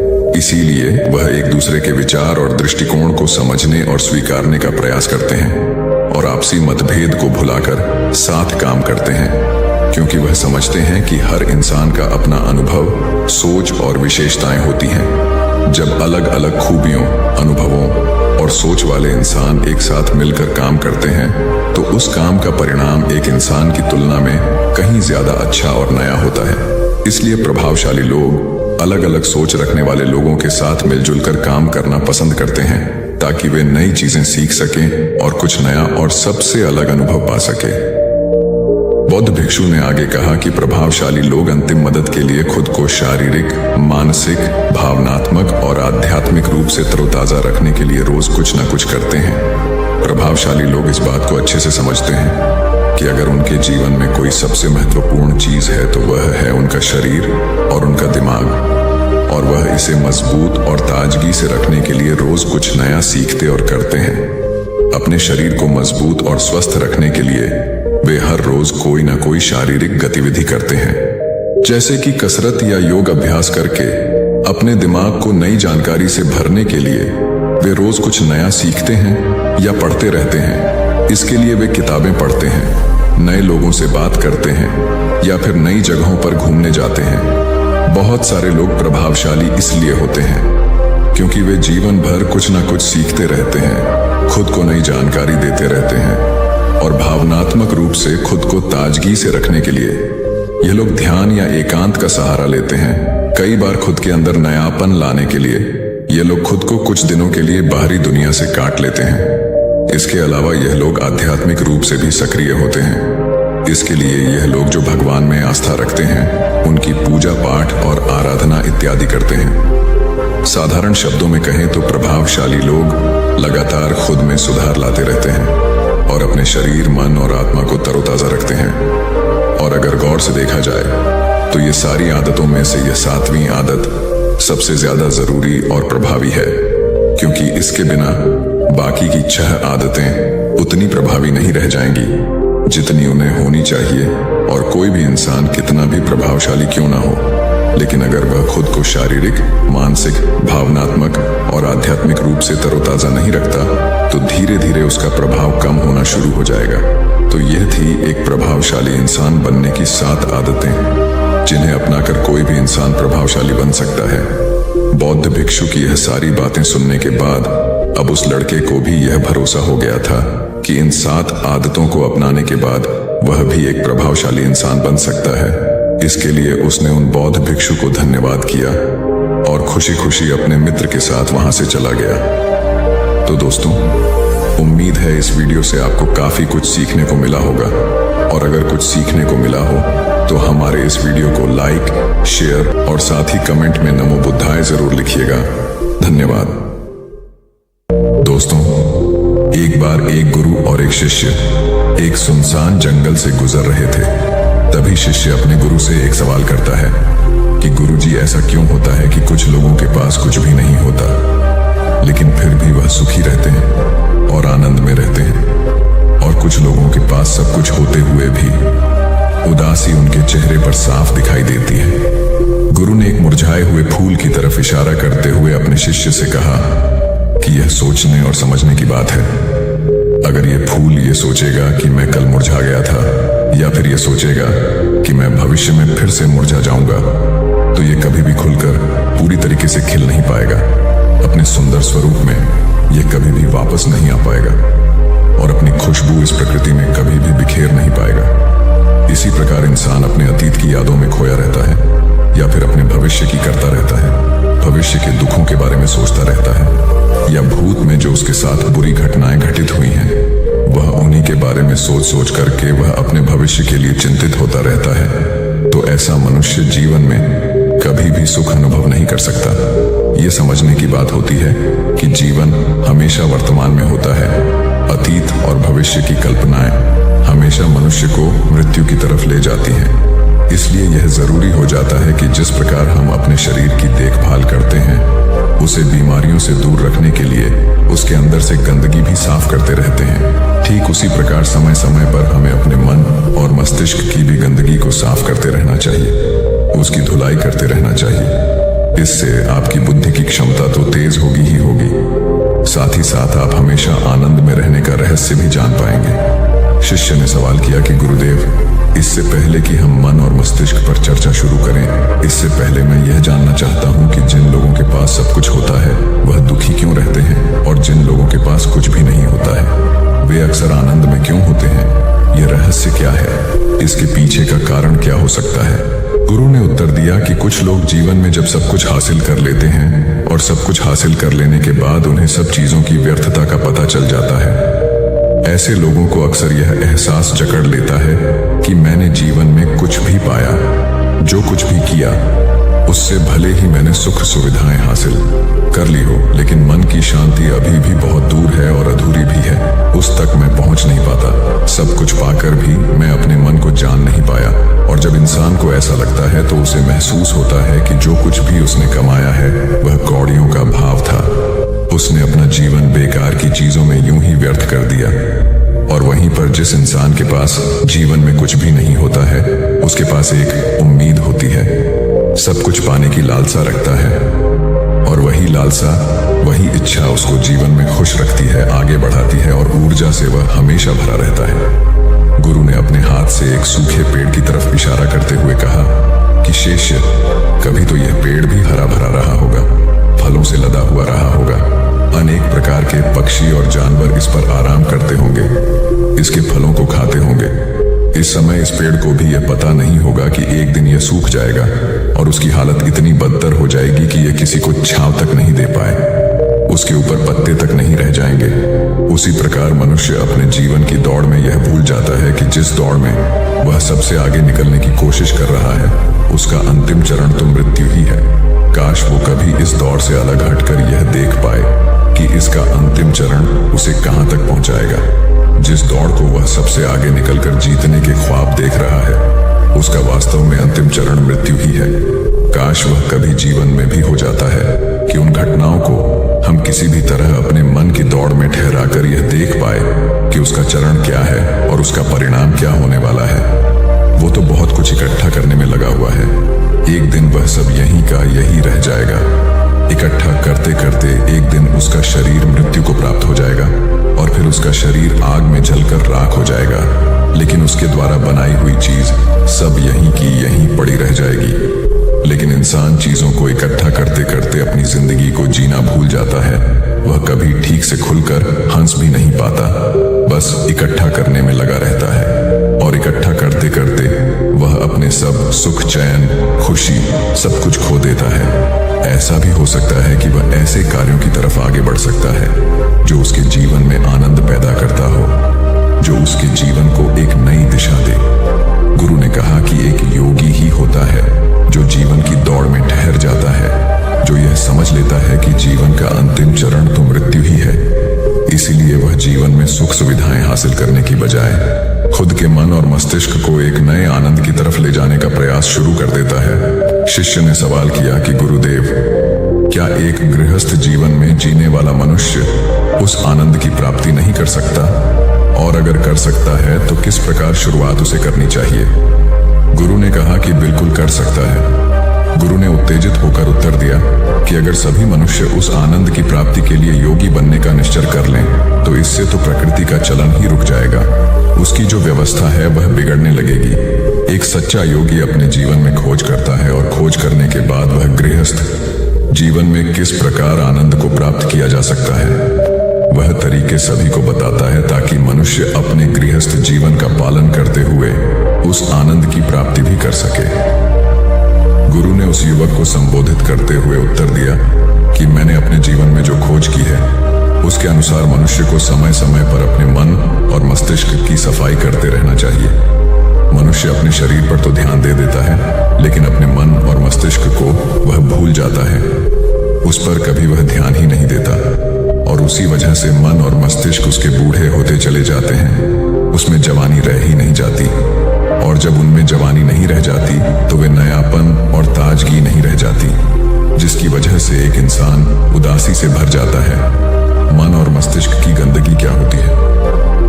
पहले मैं तुम्हें यह बताता हूँ। हर मनुष्य के जीवन में कुछ ऐसी घटनाएं घटती हैं जिनका उसके मन और मस्तिष्क पर बहुत ही गहरा असर डालती है। वह जीवन पर्यंत उन घटनाओं को भुला भी नहीं पाता और वही घटनाएं उसके मन में पूरी तरह से पक्की बैठ जाती हैं, जो उसके मन में गांठ बना लेती हैं और भविष्य में जब भी वह कोई काम करता है तो यह घटनाएं उसको प्रभावित करती हैं। उसके विचारों को, उसके निर्णय को पूरी तरह से यह घटनाएं बदल कर रख देती हैं। ऐसे मनुष्य की दृष्टि भी भ्रमित हो जाती है। वह सत्य स्वरूप को देख ही नहीं पाता। वह उन चीजों को उन घटनाओं से जोड़कर भ्रमित तरीके से देखता रहता है। उदाहरण के लिए, अगर किसी बुरी आंखें वाले आदमी ने आपको धोखा दे दिया है तो आप जीवन पर्यंत बुरी आंखें वाले आदमी को हमेशा धोखेबाज ही समझते रहेंगे। उस पर कभी पूर्ण रूप से आप विश्वास ही नहीं कर पाएंगे। लेकिन समझने की बात यह होती है कि जिस इंसान ने आपको धोखा दिया है वह धोखा आपको बुरी आंखों से नहीं मिला, वह इंसान के स्वभाव से मिला है। लेकिन उस इंसान के स्वभाव से हमारे दिमाग में उसका एक चित्र छप गया, उसकी एक छवि बन गई और वह छवि दूसरे आदमी से जब हम संपर्क करते हैं तो बीच में एक दीवार की तरह खड़ी हो जाती है और इसी वजह से दो लोगों के बीच गहरे संबंध स्थापित नहीं हो पाते। तो मनुष्य के लिए सबसे जरूरी यही होता है कि वह अपने आप को अतीत की घटनाओं से मुक्त रखे। उन घटनाओं से प्रभावित होकर वह दिमाग में किसी तरह की छवि न बनाए। कुछ लोग इस बात पर यह सवाल खड़ा कर सकते हैं कि फिर जीवन के अनुभव किस काम में आएंगे, लेकिन समझने की बात तो यह होती है कि हम जीवन के अनुभवों को भी भ्रमित तरीके से जान लेते हैं, सही तरीके से उनसे सीख ही नहीं पाते। शिष्य अपने गुरु की बातों में इतना खो गया कि उसे चलते चलते जंगल के रास्ते में पड़े हुए कांटे दिखाई नहीं दिए और अचानक उसके पैर में कांटा चुभ गया। गुरु ने उसका कांटा बाहर निकालते हुए उससे पूछा, यह कांटा तुम्हारे पैर में क्यों लगा? इसके पीछे तुम किसे जिम्मेवार मानते हो? गुरु ने कहा कि तुम मुझे भी जिम्मेवार मान सकते हो, क्योंकि मैं तुम्हें ये बातें सुना रहा था। या तुम खुद को भी जिम्मेदार मान सकते हो कि तुम मेरी बातों में इतना खो गए कि तुम्हारा रास्ते पर से ध्यान ही नहीं रहा। या तुम इन पेड़ों को भी जिम्मेवार मान सकते हो जिन्होंने यह कांटे इस रास्ते पर बिछा दिए। तभी शिष्य ने उत्तर दिया कि गुरुदेव, इसमें मैं खुद को ही जिम्मेदार मानता हूँ, क्योंकि आप तो अपना काम कर रहे थे और इस पेड़ ने भी अपना काम किया, पर मैं अपना काम होशपूर्वक नहीं कर पाया। अगर मैं चलते समय ध्यान लगाए रहता, अगर मैं आपकी बातों में पूरी तरह से नहीं खो जाता, तो मुझे ये कांटा कभी नहीं लगता। इसमें पूरी तरह से ही मेरी गलती है। गुरु ने शाबाशी से अपने शिष्य की पीठ को थपथपाया और आगे कहा कि जो घटनाएं हमारे मन को प्रभावित करती हैं, जरूर उसे बाहर निकाल दें। और उसके लिए सबसे सरल तरीका है कि अपनी भावनाओं को व्यक्त करना सीखो। उसे अपने दिल में, अपने मस्तिष्क में बैठाकर मत रखो। जब तुम किसी दूसरे मनुष्य के सामने अपनी भावनाओं को व्यक्त कर देते हो तो तुम्हारे मन का बोझ हल्का हो जाता है। कुछ लोगों का स्वभाव ऐसा होता है कि वह अपने मन की बात किसी को नहीं बताते। ऐसे लोग अक्सर अंदर ही अंदर दुखी होते रहते हैं, लेकिन वह अपने मन की बात किसी दूसरे आदमी को कभी नहीं बताते। उसके कुछ उल्टे ऐसे लोग भी होते हैं जो अपने मन में किसी भी बात को रख नहीं पाते। उनके साथ कुछ भी अच्छा या बुरा होता है, वह अपने मन की बात, अपने भावनाओं की बात दूसरों के सामने व्यक्त कर देते हैं। और तुमने खुद महसूस किया होगा कि जो लोग अपने मन की भावनाओं को व्यक्त कर देते हैं वह जीवन में ज्यादा आनंदित रहते हैं। कभी भी प्राकृतिक रूप से आए हुए भावनाओं को नहीं रोकना चाहिए। यह हमें किसी भी भावना को दबाना नहीं चाहिए। अगर हम किसी भी भावना को रोकने की कोशिश करते हैं तो वे हमें अंदर ही अंदर खाने लग जाती हैं। गुरु ने आगे कहा कि शिष्य, अगर तुम्हारा मन किसी बुरी घटना पर रोने को हो रहा है तो चीख चीख कर रो लो, अपने आप को रोको मत। उस भावना को पूरी तरह से बाहर आने दो। अगर किसी दूसरी घटना पर तुम्हारा मन खुश होने का, आनंदित होने का हो रहा है तो पूरी तरह से नाचो, गाओ, जिससे कि तुम उस भावना को बाहर निकाल सको। और जब वे भावनाएं अपनी पूरी गति के साथ बाहर आ जाती हैं तो तुम्हारा मन उन घटनाओं को पीछे छोड़ देता है, अर्थात तुम्हारा मन धीरे धीरे हल्का होने लगता है। गुरु ने शिष्य को समझाते हुए बताया कि जिस प्रकार तेज रफ्तार से चलता हुआ पानी अपने वेग से आने वाली सभी बाधाओं को तोड़ देता है, और अगर हम अपनी भावनाओं को बहने दिए तो वह उन सभी बाधाओं को तोड़ देगा, और उस बात को तोड़ने के बाद उसका कचरा उसके मन से निकल जाएगा और उसका दूषित मन भी साफ हो जाएगा। उसके अंदर की गंदगी भी दूर हो जाएगी। अक्सर मनुष्य अपने मन में किसी घटना को दबाकर इसलिए रखता है कि वह सोचता है कि अगर सामने वाले को इस घटना के बारे में पता चल जाएगा तो वह क्या सोचेगा। इसी विचार से वह अंदर ही अंदर खुद दुखी होता रहता है और अपनी भावनाओं को दबाता रहता है, लेकिन सामने वाले को वह कुछ भी नहीं बताता। लेकिन अगर वह हिम्मत करके शुरुआत कर सकता है, अपने अंदर की बात अपने किसी करीबी मित्र को बता दे, तो उसका पूरा जीवन परिवर्तित हो सकता है। उसका जीवन सुखमय बन सकता है। एक बार अगर उसके दिमाग में यह आदत बन गई तो जीवन भर अपनी भावनाओं को दूसरों के सामने व्यक्त करने से कभी नहीं हिचकिचाएगा। हम अपने जीवन में इस आदत को 21 दिनों में पैदा कर सकते हैं। 21 दिनों तक अगर सही तरीके से हम अभ्यास करें तो हमारा दिमाग पूरी तरह से भावनाओं से मुक्त हो सकता है। यह 21 दिनों का अभ्यास इस प्रकार है। 21 दिनों तक सबसे पहली बात जो आपको याद रखनी है कि अपने मन में किसी भी बात को दबाकर नहीं रखना है। अगर हम किसी मनुष्य के बारे में अच्छा सोचते हैं तो हम उसे करें, अगर बुरा भी सोचते हैं तो भी उसे व्यक्त करें। परिणाम भूल जाएं कि परिणाम क्या होंगे। सिर्फ अपने दिमाग की धुलाई करने पर विश्वास रखें। इससे आपके दिमाग में एक अद्भुत साहस पैदा होगा। गुरु ने आगे कहा कि शिष्य, जब आप किसी मनुष्य के बारे में वह सब बता पाएंगे जो आप उसके बारे में सोचते हैं, तो आप खुद सोचिए कि आपका खुद के ऊपर कितना विश्वास बढ़ जाएगा। आपके मन के सारे दोष खत्म हो जाएंगे। हो सकता है कि इसमें आपको चुनौतियों का सामना करना पड़े, लेकिन जहां चुनौतियां नहीं होती हैं वहीं कुछ अभ्यास भी नहीं होता है। अभ्यास हमेशा चुनौतियों से भरा होना चाहिए। इससे आप सत्य वचन बोलने का अभ्यास भी कर पाएंगे। अक्सर हम दूसरों को प्रभावित करने के लिए वह सब बोलते रहते हैं जो उन्हें अच्छा लगता हो, लेकिन वह नहीं बोलते जो हम उनके बारे में सचमुच सोचते हैं। और यही हमारे सबसे बड़ी भूल हो जाती है, जिससे हमारा पूरा अस्तित्व झूठा बनकर रह जाता है। और अपनी भावनाओं को व्यक्त करते समय यह भी जरूर ध्यान रखें कि आपके अंदर जो भावनाएं उस इंसान के प्रति उठ रही हैं, उसके पीछे का मूलभूत कारण क्या है। उदाहरण के लिए, जब एक नौकर अपने मालिक के लिए कोई काम करता है और वह काम अच्छे से नहीं कर पाता है, तो मालिक उसे डांट फटकार देता है, जिससे उसके अंदर उसके प्रति क्रोध की भावनाएं उठने लगती हैं। लेकिन समझने की बात यह होती है कि मालिक तो आपको कहेगा ही, वह तो डांटेगा ही। अगर आप अच्छे से काम नहीं करेंगे, अगर आप काम अच्छे से कर रहे हैं और फिर भी आपका मालिक आपके साथ उचित व्यवहार नहीं कर रहा है, तो आप खुलकर अपने मालिक को अपनी भावनाएं व्यक्त कर सकते हैं, बिना यह सोचे कि इसका परिणाम क्या होगा। अगर आप इस भावना को उठाएंगे नहीं तो आप अपनी नजरों में खुद ही नीचे गिरने लग जाएंगे। आपका आत्मविश्वास बिल्कुल खत्म हो जाएगा। दूसरा अभ्यास, जो तुम्हें 21 दिनों तक करना है वह यह है कि जो भी घटनाएं तुम्हारे साथ घटित होती हैं, कम से कम आपके जीवन में एक ऐसा इंसान होना चाहिए जिसके सामने तुम अपने दिल की बात रख सकते हो। चाहे अच्छी बात हो चाहे बुरी बात हो, वह सब बातें तुम बिना कुछ सोचे विचारे, बिना कुछ डर से कि वो इंसान तुम्हारे बारे में क्या सोचेगा, तुम उस इंसान को अपनी सारी बातें बता सको और वह इंसान तुम्हारी सारी बातें सुनने के बाद तुम्हारे लिए कोई छवि पैदा ना करें। ऐसे इंसान अपने जीवन में खोजो और उनके सामने अपनी सारी भावनाएं व्यक्त करने की कोशिश करो। दिन में जो कुछ भी घटित होता है, अच्छा लगता है या बुरा होता है, किसी के प्रति आकर्षण होता है, उसको एक दोस्त की तरह बताने का प्रयास करें। इससे यह पता चल जाएगा कि तुम्हारा मन घटनाओं के प्रति किस प्रकार की भावनाएं पैदा करता है। तुम अपने मन की सारी बातें कह दो ताकि तुम्हारे अंदर की भावनाएं, तुम्हारे अंदर में जो विचार उत्पन्न हो रहे हैं, वह पूरी तरह खाली हो जाएं।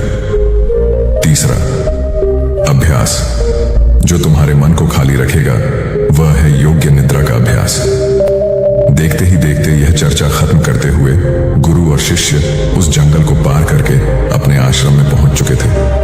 तो दोस्तों, उम्मीद है इस वीडियो से आपको काफी कुछ सीखने को मिला होगा, और अगर कुछ सीखने को मिला हो तो हमारे इस वीडियो को लाइक, शेयर, सब्सक्राइब जरूर कर लीजिएगा और साथ ही कमेंट में नमो बुद्धाय जरूर लिखिएगा। धन्यवाद। अरे यह भी कोई काम है।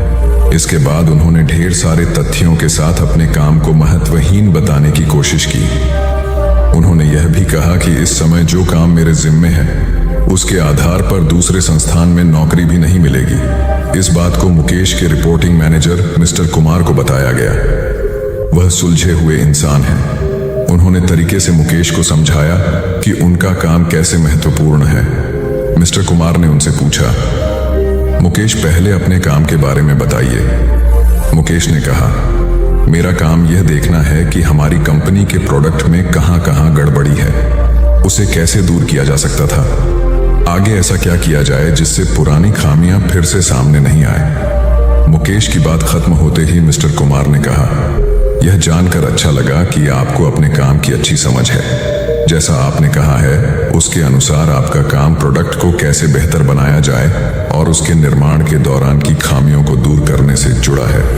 मुकेश ने हाँ में सर हिलाया। इसके बाद मिस्टर कुमार ने पूछा, जब प्रोडक्ट को लेकर इतनी बड़ी ही जिम्मेदारी कंपनी ने आपको दी है, तब आप अपने काम को महत्वहीन क्यों समझते हैं? एक आम धारणा है कि जो लोग प्रोडक्ट के निर्माण से सीधे जुड़े हैं वही मेनस्ट्रीम में काम करते हैं, लेकिन हर काम मेनस्ट्रीम का होता है। अगर ऐसा नहीं होता तो कंपनी आपके ऊपर खर्च नहीं करती। कंपनी को पता है कि आपके काम का परिणाम प्रोडक्ट पर दिखेगा। इसलिए इस बात को मन से निकालिए कि आप जो काम कर रहे हैं उसकी पूछ नहीं है। ध्यान से देखेंगे तो लगेगा कि आपका काम ही सबसे महत्वपूर्ण है। एकता और समझदारी। ऊंचे आकाश में सफेद कबूतरों की एक टोली उड़कर जा रही थी। बहुत दूर जाना था उन्हें, लंबा रास्ता था। सुबह से उड़ते उड़ते थकान होने लगी थी।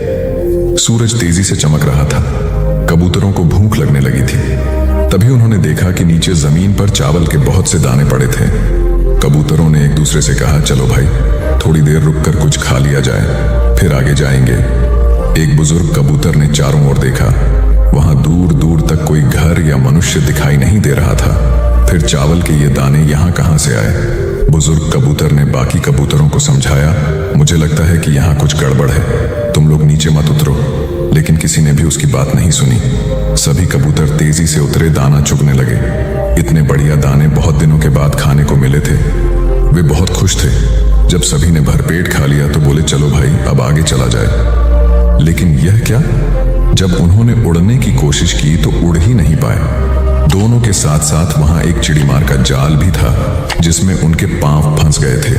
उन्हें अपनी गलती पर पछतावा हुआ। बूढ़ा कबूतर पेड़ पर बैठकर सब देख रहा था।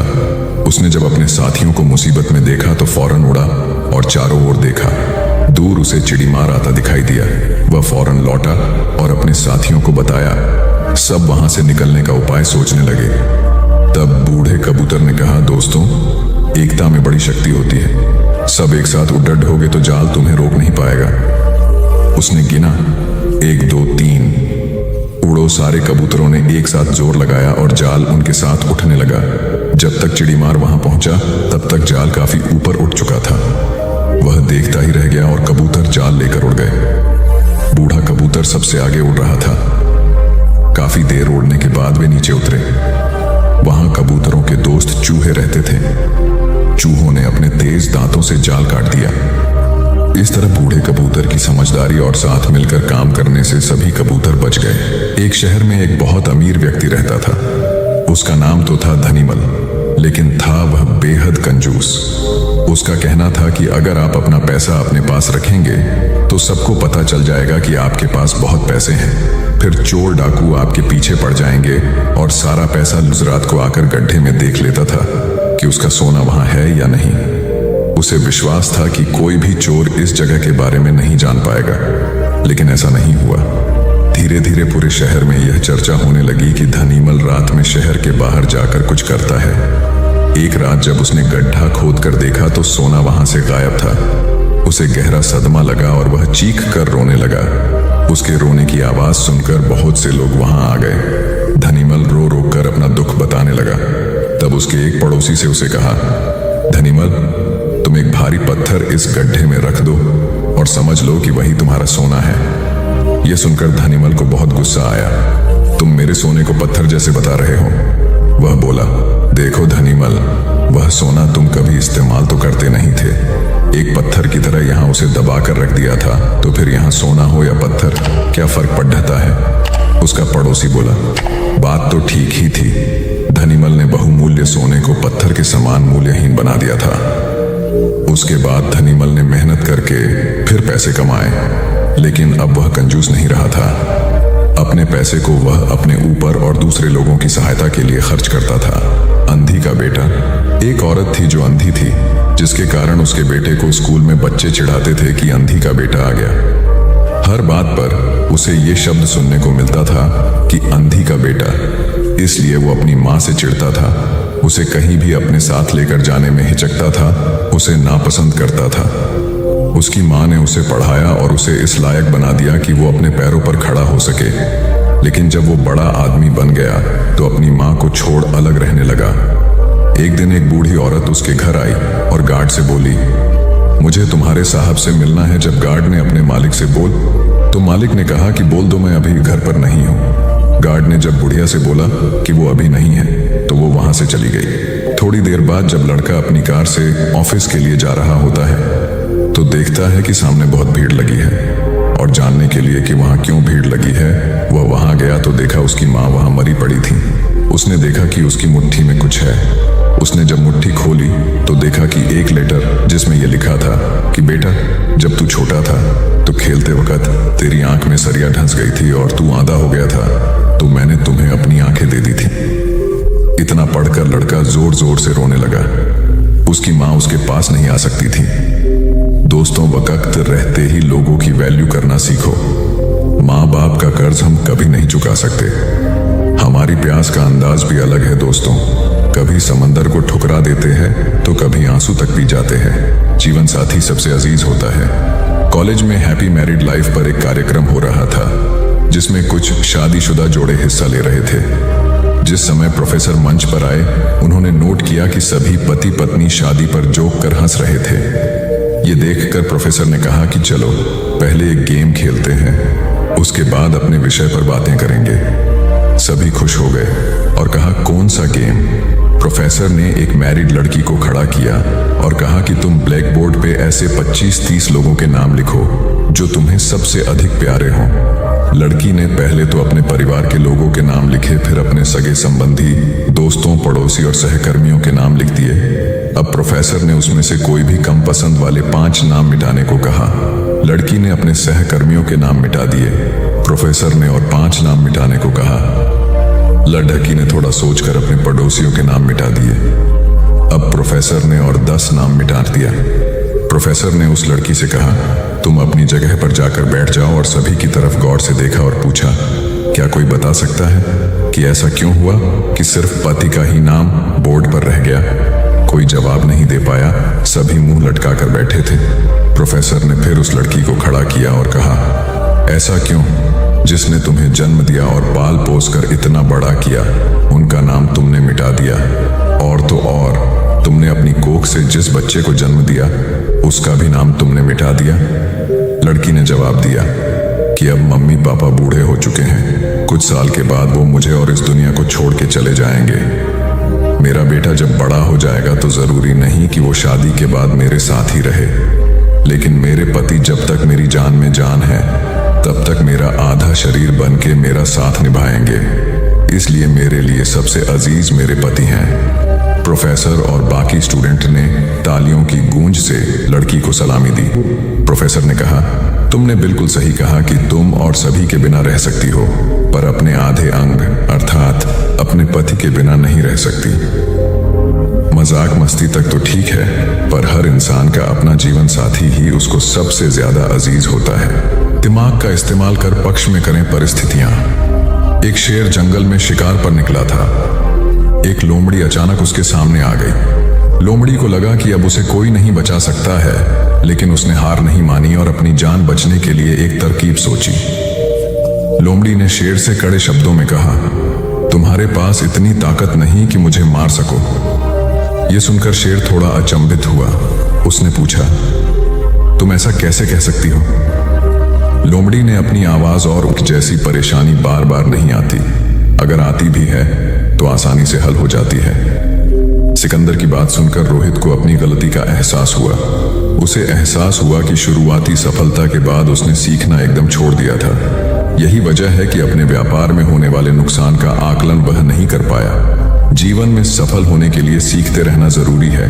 इंसान को हमेशा सीखते रहना चाहिए। इससे उसके भीतर नकारात्मक विचार नहीं आते हैं, बल्कि उसमें सकारात्मक बदलाव आता रहता है और सफलता की सीढ़ियां चढ़ता रहता है। सीखते रहने वाले व्यक्ति को सफलता के अवसर भी ज्यादा मिलते हैं। सबसे बड़ी बात यह है कि इस तरह के व्यक्ति में अहंकार नहीं होता। जिसके मन में अहंकार होगा वह कभी सीखने का प्रयास नहीं करेगा।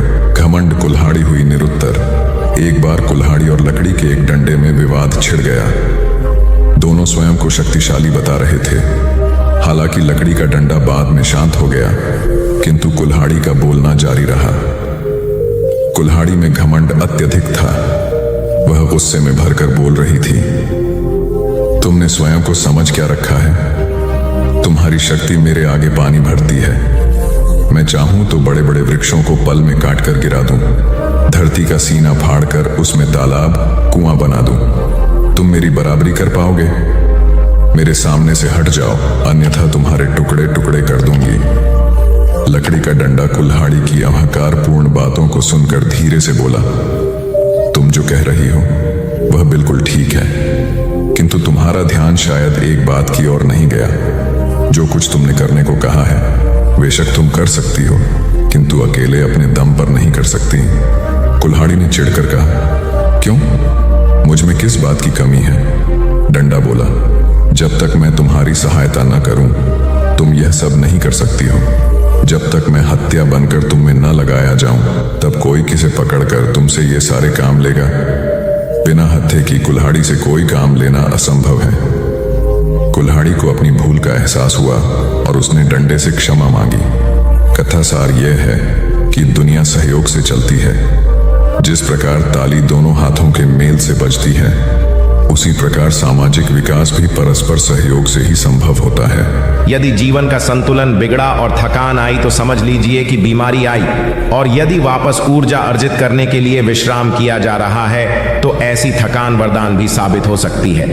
इन दिनों जिस तरह की हमारी जीवन शैली है, इसमें असंतुलन बहुत अधिक है। सुबह उठने से लेकर रात को सोने तक शरीर की कुछ नियमित क्रियाएं हैं, आदमी उसे भूल गया है। गौतम बुद्ध बहुत काम करते पर कभी थकते नहीं थे। आज भी कई साधु संत उतना ही परिश्रम कर रहे हैं जितना एक कॉर्पोरेट जगत का सफल व्यक्ति करता है, और जब वे रात को सोते हैं तो पूरी बेफिक्री के साथ। बुद्ध से उनके शिष्यों ने एक बार पूछा था, आप थकते नहीं? बुद्ध का उत्तर था, जब मैं कुछ कर, ये क्रियाएं अपने आप में एक विश्राम है, करने वाला कोई और है, हम तो महज उसके हाथों की कठपुतली हैं। ये मनोभाव भी थकान को मिटाएगा। क्या दिक्कत है ऐसा सोच लेने में? महात्मा बुद्ध ज्ञान प्राप्ति के लिए घोर तप में लगे थे। उन्होंने शरीर को काफी कष्ट दिया, यात्राएं की, घने जंगलों में कठिन साधना की, पर आत्मज्ञान की प्राप्ति नहीं हुई। निराश हो बुद्ध सोचने लगे, मैंने अभी तक कुछ भी प्राप्त नहीं किया, अब आगे क्या कर पाऊंगा। निराशा, अविश्वास के इन नकारात्मक भावों ने उन्हें क्षुब्ध कर दिया। कुछ ही क्षणों के बाद उन्हें प्यास लगी। वे थोड़ी दूर स्थित एक झील तक पहुंचे। वहां उन्होंने एक दृश्य देखा कि एक नन्ही सी गिलहरी के 2 बच्चे झील में डूब गए। पहले तो वह गिलहरी जड़वत बैठी रही, फिर कुछ देर बाद उठकर झील के पास गई, अपना सारा शरीर झील के पानी में भिगोया और फिर बाहर आकर पानी झाड़ने लगी। ऐसा वह बार बार करने लगी। बुद्ध सोचने लगे कि इस गिलहरी का प्रयास कितना मूर्खतापूर्ण है। क्या कभी यह इस झील को सुखा सकेगी? किंतु गिलहरी का यह क्रम लगातार जारी था। बुद्ध को लगा मानो गिलहरी कह रही हो कि यह झील कभी खाली होगी या नहीं, यह मैं नहीं जानती, किंतु मैं अपना प्रयास नहीं छोड़ूंगी। अतः उस छोटी सी गिलहरी ने भगवान बुद्ध को अपने लक्ष्य मार्ग से विचलित होने से बचा लिया। वे सोचने लगे कि जब यह नन्ही गिलहरी अपने लघु सामर्थ्य से झील को सुखा देने के लिए दृढ़ संकल्पित है तो मुझ में क्या कमी है। मैं तो इससे 1000 गुना अधिक क्षमता रखता हूं। यह सोचकर गौतम बुद्ध पुनः अपनी साधना में लग गए और एक दिन बोधि वृक्ष तले उन्हें ज्ञान का आलोक प्राप्त हुआ। यह कथा असफलता के बावजूद प्रयासों की निरंतरता पर बल देती है। यदि हम पूर्ण होने पर बुद्ध ने उसकी तरफ देखा और उसे बहुत स्नेह से दुलारा। उनका निश्चल प्रेम देखकर सर्प का विष अमृत बन गया और यक्ष ने श्रद्धापूर्वक बुद्ध को नमन किया। कहानी का सार यह है कि मन की कलुषता पर एकाग्रता, स्नेह और संभव से ही विजय प्राप्त की जा सकती है। बौद्ध भिक्षु बोधि धर्म भ्रमण करते हुए एक गांव में पहुंचे। लोग उनका बहुत आदर करते थे। बोधि धर्म व उनके शिष्यों का ग्रामीणों ने हार्दिक सत्कार किया और फिर उनके पवित्र वचनों को सुनने के लिए उनके आसपास एकत्रित हो गए। बोधि धर्म लोगों को धर्म और आचरण विषयक अच्छी बातें सरल भाषा में समझाने लगे। तभी वहां एक व्यक्ति आया और बोधि धर्म को अपशब्द कहने लगा।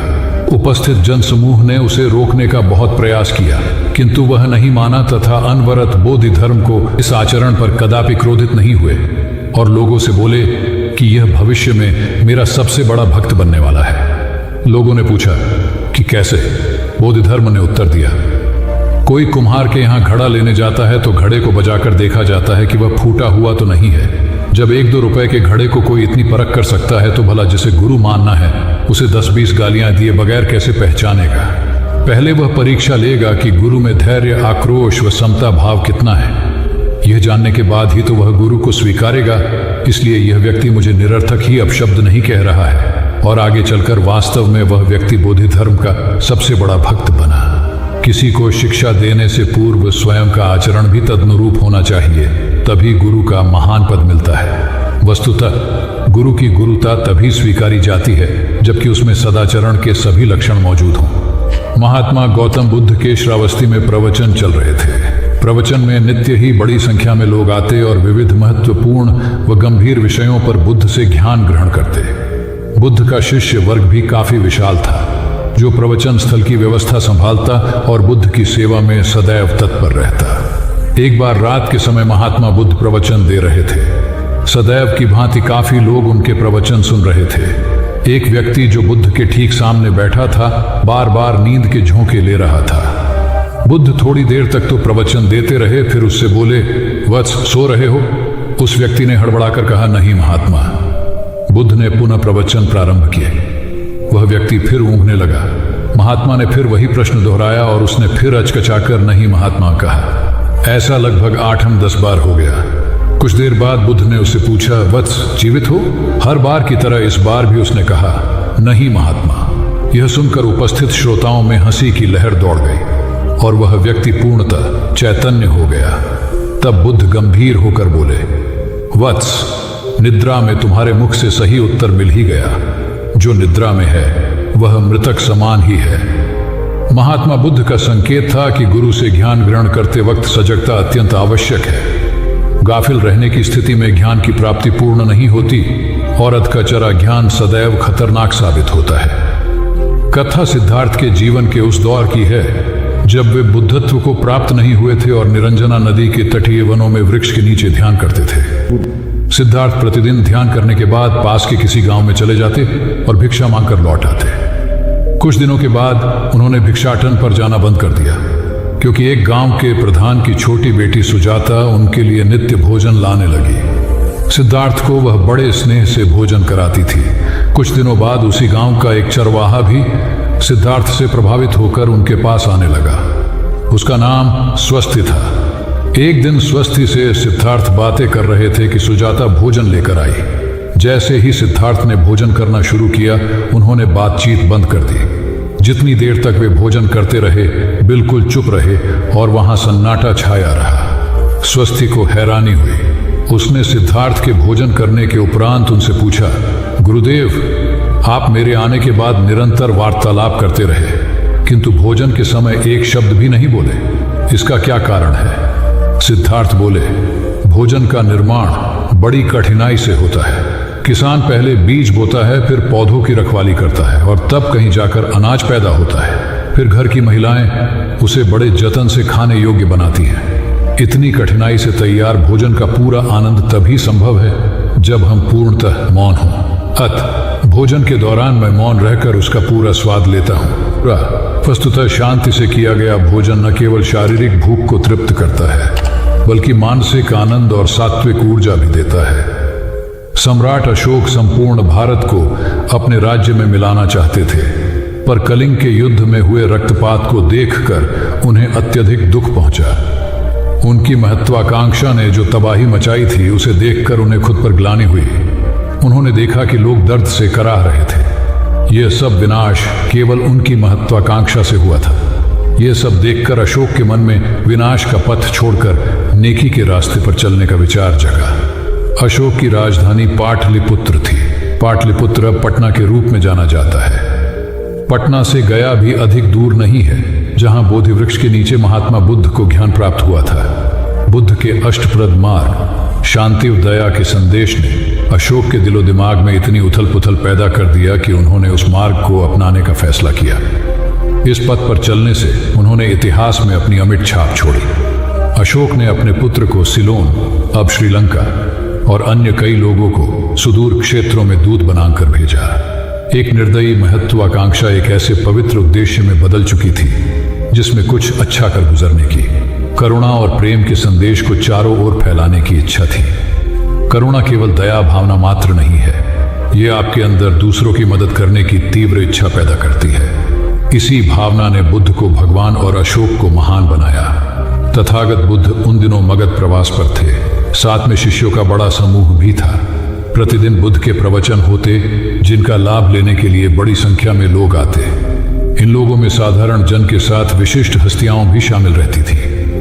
हालांकि बुद्ध सभी के प्रति समान रूप से प्रेम व आत्मीयता का व्यवहार रखते थे। इन लोगों में नगर सेठ का पुत्र भी था, जो बड़े ध्यान से बुद्ध के प्रवचन सुनता था। वह नित्य ही बुद्ध के शिष्यों के समक्ष बुद्ध की तारीफों के पुल बांधता और धन्य धन्य भाव से घर जाता। एक दिन प्रवचन समाप्त होने के बाद उसने किसी शिष्य से कहकर बुद्ध से मिलने की हार्दिक इच्छा प्रकट की। जब उसे बुद्ध के सामने ले जाया गया तो उसने उन्हें साष्टांग प्रणाम कर कहा, भगवान, आप जैसा तपस्वी और ज्ञानी व्यक्ति पहले न कभी हुआ था और न भविष्य में होगा। यह सुनते ही बुद्ध ने उसकी बात बीच में ही रोककर कहा, वत्स, क्या तुमने इतना अध्ययन कर लिया है कि अब तक कितने संत महापुरुष हुए हैं, और क्या भविष्य भी जान चुके हो कि आगे और कोई नहीं होगा? युवक लज्जित भाव से चुप खड़ा रहा, क्योंकि इस बात का उसके पास कोई जवाब नहीं था। बुद्ध ने अपनी बात समाप्त करते हुए उसे सीख दी, सदैव अपनी आंखें खुली रखो। जो जैसा है उसे वैसा ही महत्व दो, किसी से उसकी तुलना मत करो। कथा का सार यह है कि किसी भी क्षेत्र के अधिकारी विद्वान की स्वतंत्र रूप से प्रशंसा करना उचित है, किंतु सर्वश्रेष्ठ बताना अनुचित, क्योंकि श्रेष्ठता को व्यक्ति, समय व स्थान की सीमाओं में नहीं बांधा जा सकता। आनंद भगवान बुद्ध के प्रमुख व प्रिय शिष्य थे। उनके स्वभाव में उदारता, स्नेह व सहिष्णुता जैसे गुण शामिल थे। वे सभी के प्रति समान व्यवहार करते थे। उनकी दृष्टि में कोई छोटा या बड़ा नहीं था। एक बार आनंद कहीं जा रहे थे। रास्ते में उन्हें बड़े जोर की प्यास लगी। आसपास देखा तो निकट ही कुआं दिखाई दिया। वे वहां पहुंचे। कुएं से एक लड़की पानी भर रही थी।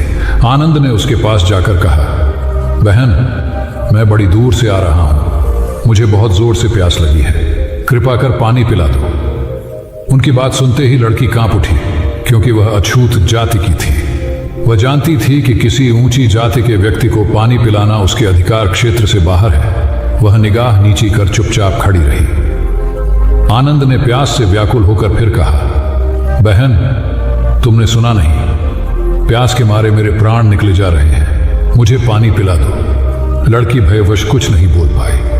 जब आनंद ने बड़े स्नेह से उससे पानी न पिलाने का कारण पूछा तो वह बोली, मैं निम्न जाति की कन्या हूं, आपको पानी कैसे पिला सकती हूं? उसकी बात सुनकर आनंद ने कहा, बहन, मैंने तुमसे पानी मांगा है, जाति तो नहीं पूछी। आनंद की उदारता ने उस कन्या का भय दूर कर दिया और उन्हें पानी पिलाकर वह धन्य हो गई। कथा का सार यह है कि ईश्वर की दृष्टि सम होने के कारण उसने सभी मनुष्यों को समान शरीर, बुद्धि और भावना से नवाजा है।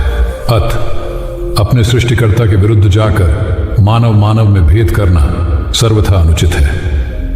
एक बार भगवान बुद्ध अपने शिष्यों के साथ पाटलिपुत्र पहुंचे। सभी लोग एक विहार में रुके। भोजन के बाद बुद्ध ने आनंद से अगले दिन से प्रवचन आरंभ करने को कहा। अगले दिन बुद्ध का प्रवचन सुनने बड़ी संख्या में लोग उपस्थित थे। बुद्ध प्रवचन देने के बाद लोगों से मिलते, उनकी समस्याएं सुनते और नेक सलाह देते। एक दिन प्रवचन के समय बुद्ध के शिष्य आनंद ने उनसे पूछा, भंते, आपके सामने हजारों लोग बैठे हैं, बताइए कि इनमें सबसे सुखी कौन है? बुद्ध ने एक विहंगम दृष्टि भीड़ पर डालते हुए कहा, वह देखो, सबसे पीछे एक दुबला पतला फटे वस्त्र पहने जो आदमी बैठा है, वह सर्वाधिक सुखी है। आनंद सहमत नहीं हुआ। वह बोला, यह कैसे संभव है? वह तो बहुत दयनीय जान पड़ता है। बुद्ध ने अपनी बात सिद्ध करने के लिए बारी बारी से सामने बैठे लोगों से पूछा, तुम्हें क्या चाहिए? किसी ने संतान मांगी तो किसी ने मकान, कोई रोग मुक्ति चाहता था तो कोई अपने शत्रु पर विजय। ऐसा एक भी व्यक्ति नहीं था जिसे कोई इच्छा ना हो। अंत में बुद्ध ने उस फटेहाल आदमी को बुलाकर पूछा, तुम्हें क्या चाहिए? उसने हाथ जोड़कर जवाब दिया, कुछ नहीं। यदि ईश्वर को मुझे कुछ देना ही है तो बस इतना कर दें कि मेरे अंदर कभी कोई चाह पैदा ना हो। मैं ऐसे ही स्वयं को सबसे बड़ा सुखी मानता हूं। उसकी बात सुनकर आनंद से बुद्ध ने कहा, आनंद, जहां चाह है वहां सुख नहीं हो सकता। आनंद ने बुद्ध की इस शिक्षा को सदा के लिए गांठ बांध लिया। सार यह है कि लालसा से लोभ बढ़ता है, जो असंतोष का जनक होता है। यदि सही अर्थों में सुख पाना है तो किसी लालसा की बजाय उपलब्ध स्थितियों में संतुष्ट रहना चाहिए। गौतम बुद्ध ने बहुत से अज्ञानी लोगों को सम्यक दृष्टि प्रदान की थी। तब को बात है, कौसाम्बी में एक ब्रह्मचारी रहता था। उसे अभिमान था कि उस जैसा कोई विद्वान नहीं है, इसलिए अपने साथ सदैव जलती मशाल रखता था। गौतम बुद्ध ने देखा तो उसे पूछा, अरे, ये मशाल लिए क्यों घूमते हो? ब्रह्मचारी ने उत्तर दिया, सभी प्राणी अंधकार और अज्ञान में पथभ्रष्ट हैं, उन्हें रास्ता दिखाने के लिए मशाल लिए घूमता हूं। तथागत ने पूछा, क्या तुम्हें 4 प्रकार की विद्याओं, शब्द विद्या, नक्षत्र विद्या, राज विद्या व युद्ध विद्या का पूर्ण ज्ञान है? ब्रह्मचारी ने अपनी अनभिज्ञता प्रकट करते हुए मशाल फेंक कर तथागत के चरणों में मस्तक झुका दिया। उसका ज्ञान गर्व चूर हो गया। जो दूसरों को मूर्ख समझकर उनसे घृणा करता है, वो उस व्यक्ति की तरह है जो स्वयं अंधा होकर दूसरों को मशाल दिखाता घूमता है। अहंकारी कभी विवेकवान नहीं हो सकता और बिना विवेक के सत असत का ज्ञान नहीं हो सकता।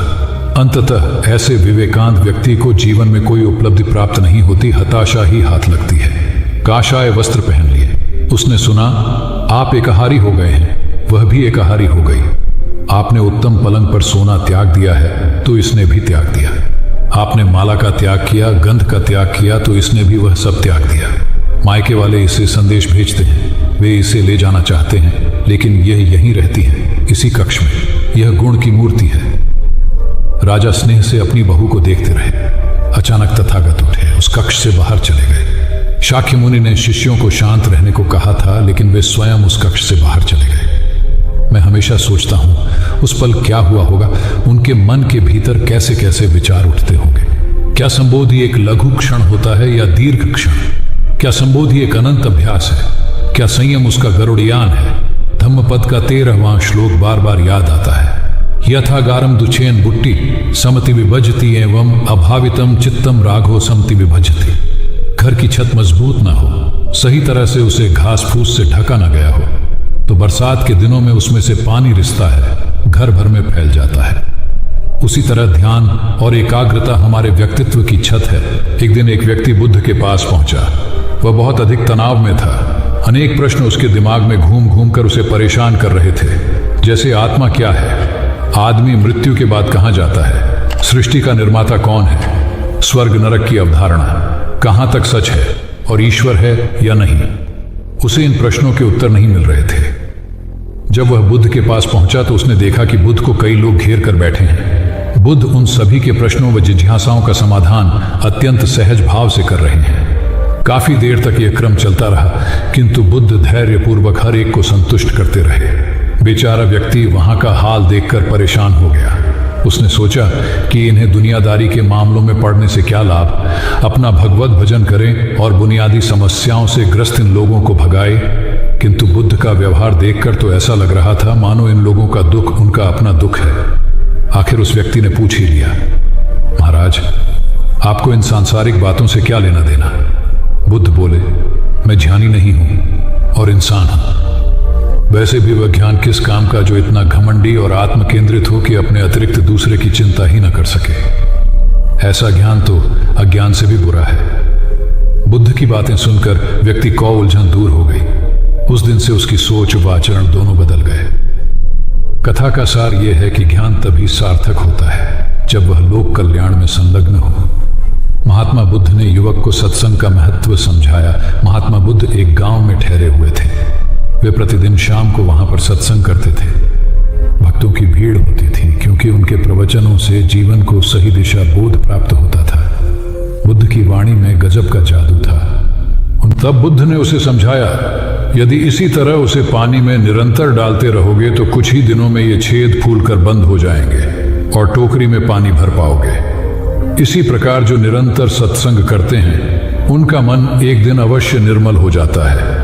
अवगुणों के छिद्र भरने लगते हैं और गुणों का जल भरने लगता है। युवक ने बुद्ध से अपनी समस्या का समाधान पा लिया। निरंतर सत्संग से दुर्जन भी सज्जन हो जाते हैं, क्योंकि महापुरुषों की पवित्र वाणी उनके मानसिक विकारों को दूर कर उनमें सद्विचारों का आलोक प्रसारित कर देती है। एक आदमी को बुद्ध ने सुझाव दिया कि दूर से पानी लाते हो, क्यों नहीं अपने घर के पास एक कुआं खोद लेते? हमेशा के लिए पानी की समस्या से छुटकारा मिल जाएगा। सलाह मानकर उस आदमी ने कुआं खोदना शुरू किया, लेकिन 7-8 फीट खोदने के बाद उसे पानी तो क्या, गीली मिट्टी का भी चिन्ह नहीं मिला। उसने वह जगह छोड़कर दूसरी जगह खुदाई शुरू की, लेकिन 10 फीट खोदने के बाद भी उसमें पानी नहीं निकला। उसने फिर तीसरी जगह कुआं खोदना शुरू किया, लेकिन यहां भी उसे निराशा ही हाथ लगी। इस क्रम में उसने 8-10 फीट के 10 कुएं खोद डाले, लेकिन पानी कहीं नहीं मिला। वह निराश होकर बुद्ध के पास गया। उसने बुद्ध को बताया कि मैंने 10 कुएं खोद डाले, मगर पानी एक में भी नहीं निकला। बुद्ध को आश्चर्य हुआ। वे स्वयं चलकर उस स्थान पर आए जहां उसने 10 गड्ढे खोदे हुए थे।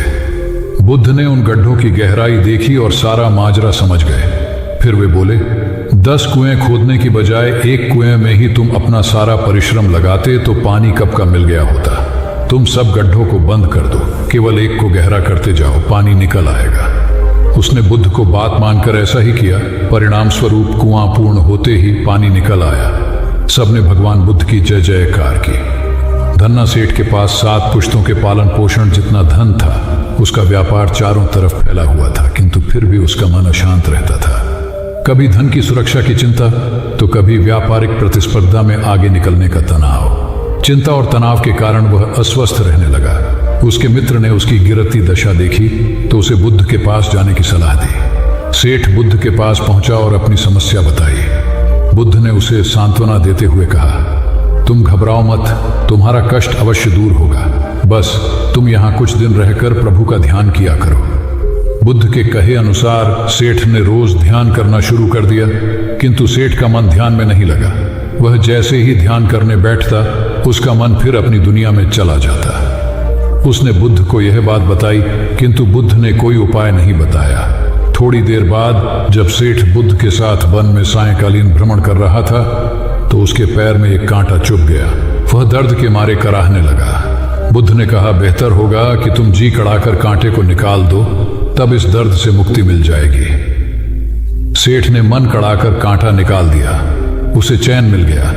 तब बुद्ध ने उसे समझाया, ऐसे ही लोभ, मोह, क्रोध, घमंड व द्वेष के कांटे तुम्हारे मन में गड़े हैं। जब तक अपने मन की संकल्प शक्ति से उन्हें नहीं निकालोगे, अशांत ही रहोगे। सेठ का अज्ञान बुद्ध के इन शब्दों से दूर हो गया और उसने निर्मल हृदय की राह पकड़ ली। अपनी कुप्रवृत्तियों से मुक्ति के लिए संकल्पबद्धता अनिवार्य है। जब तक व्यक्ति दृढ़ निश्चय न कर ले, वह अपनी गलत आदतों से मुक्त नहीं हो सकता।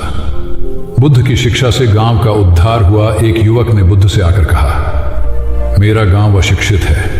मैं अपने परिवार से झगड़कर थोड़ा बहुत पढ़ पाया हूं।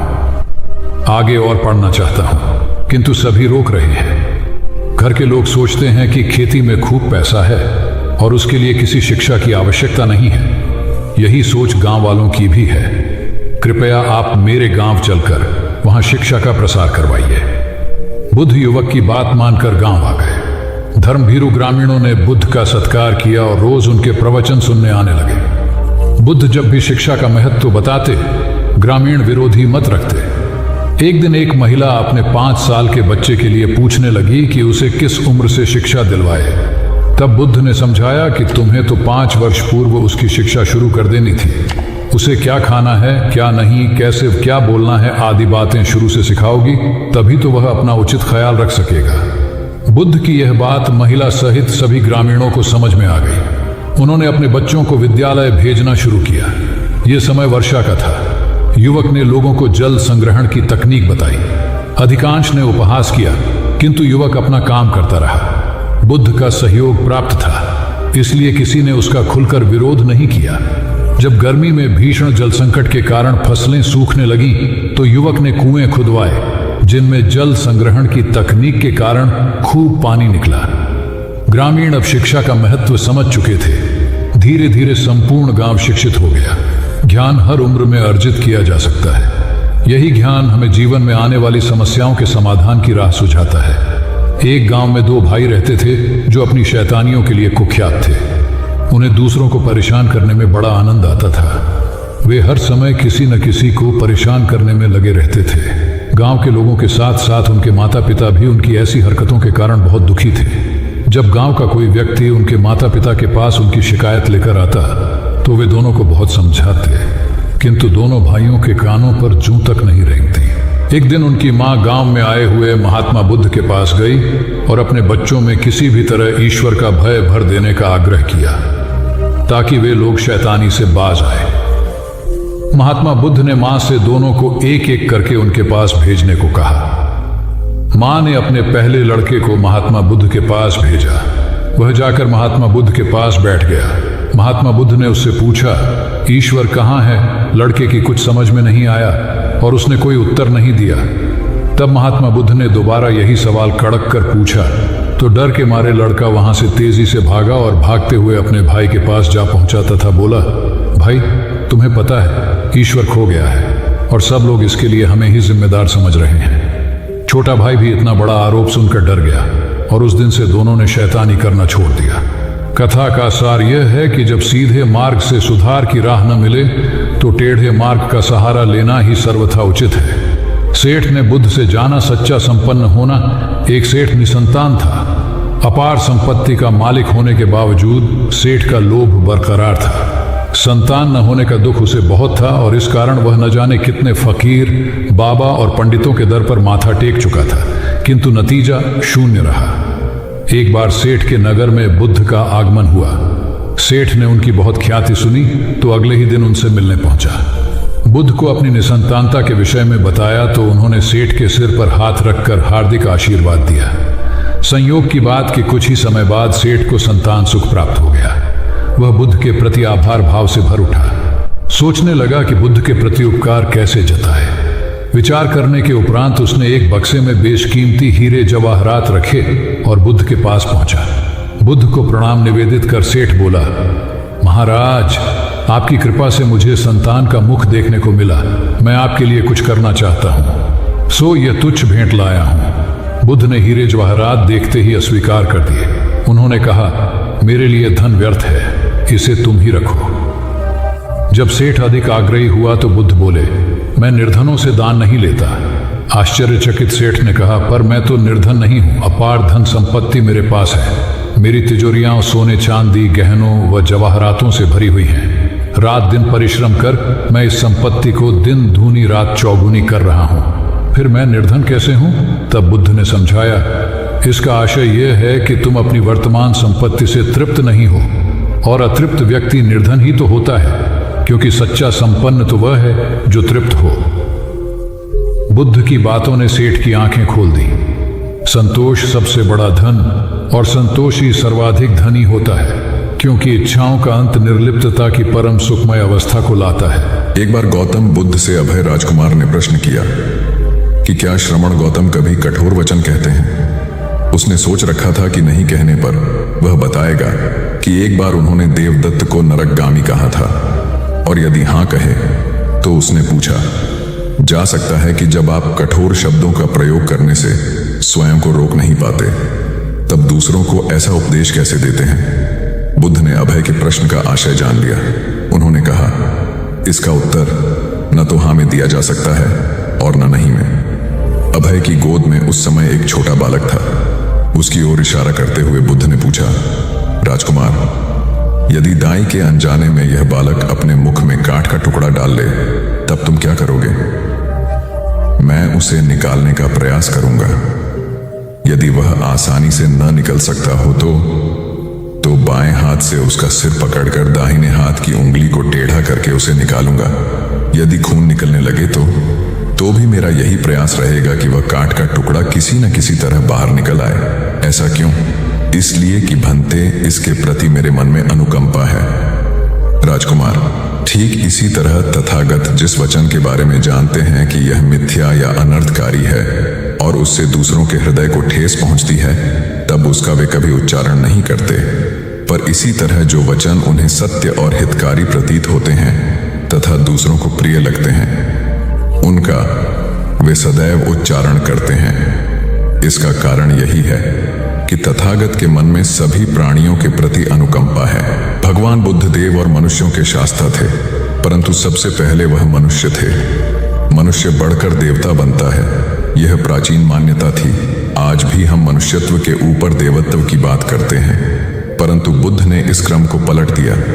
उन्होंने कहा, यह जो मनुष्यता है वही देवताओं का सुगति प्राप्त करना कहलाती है।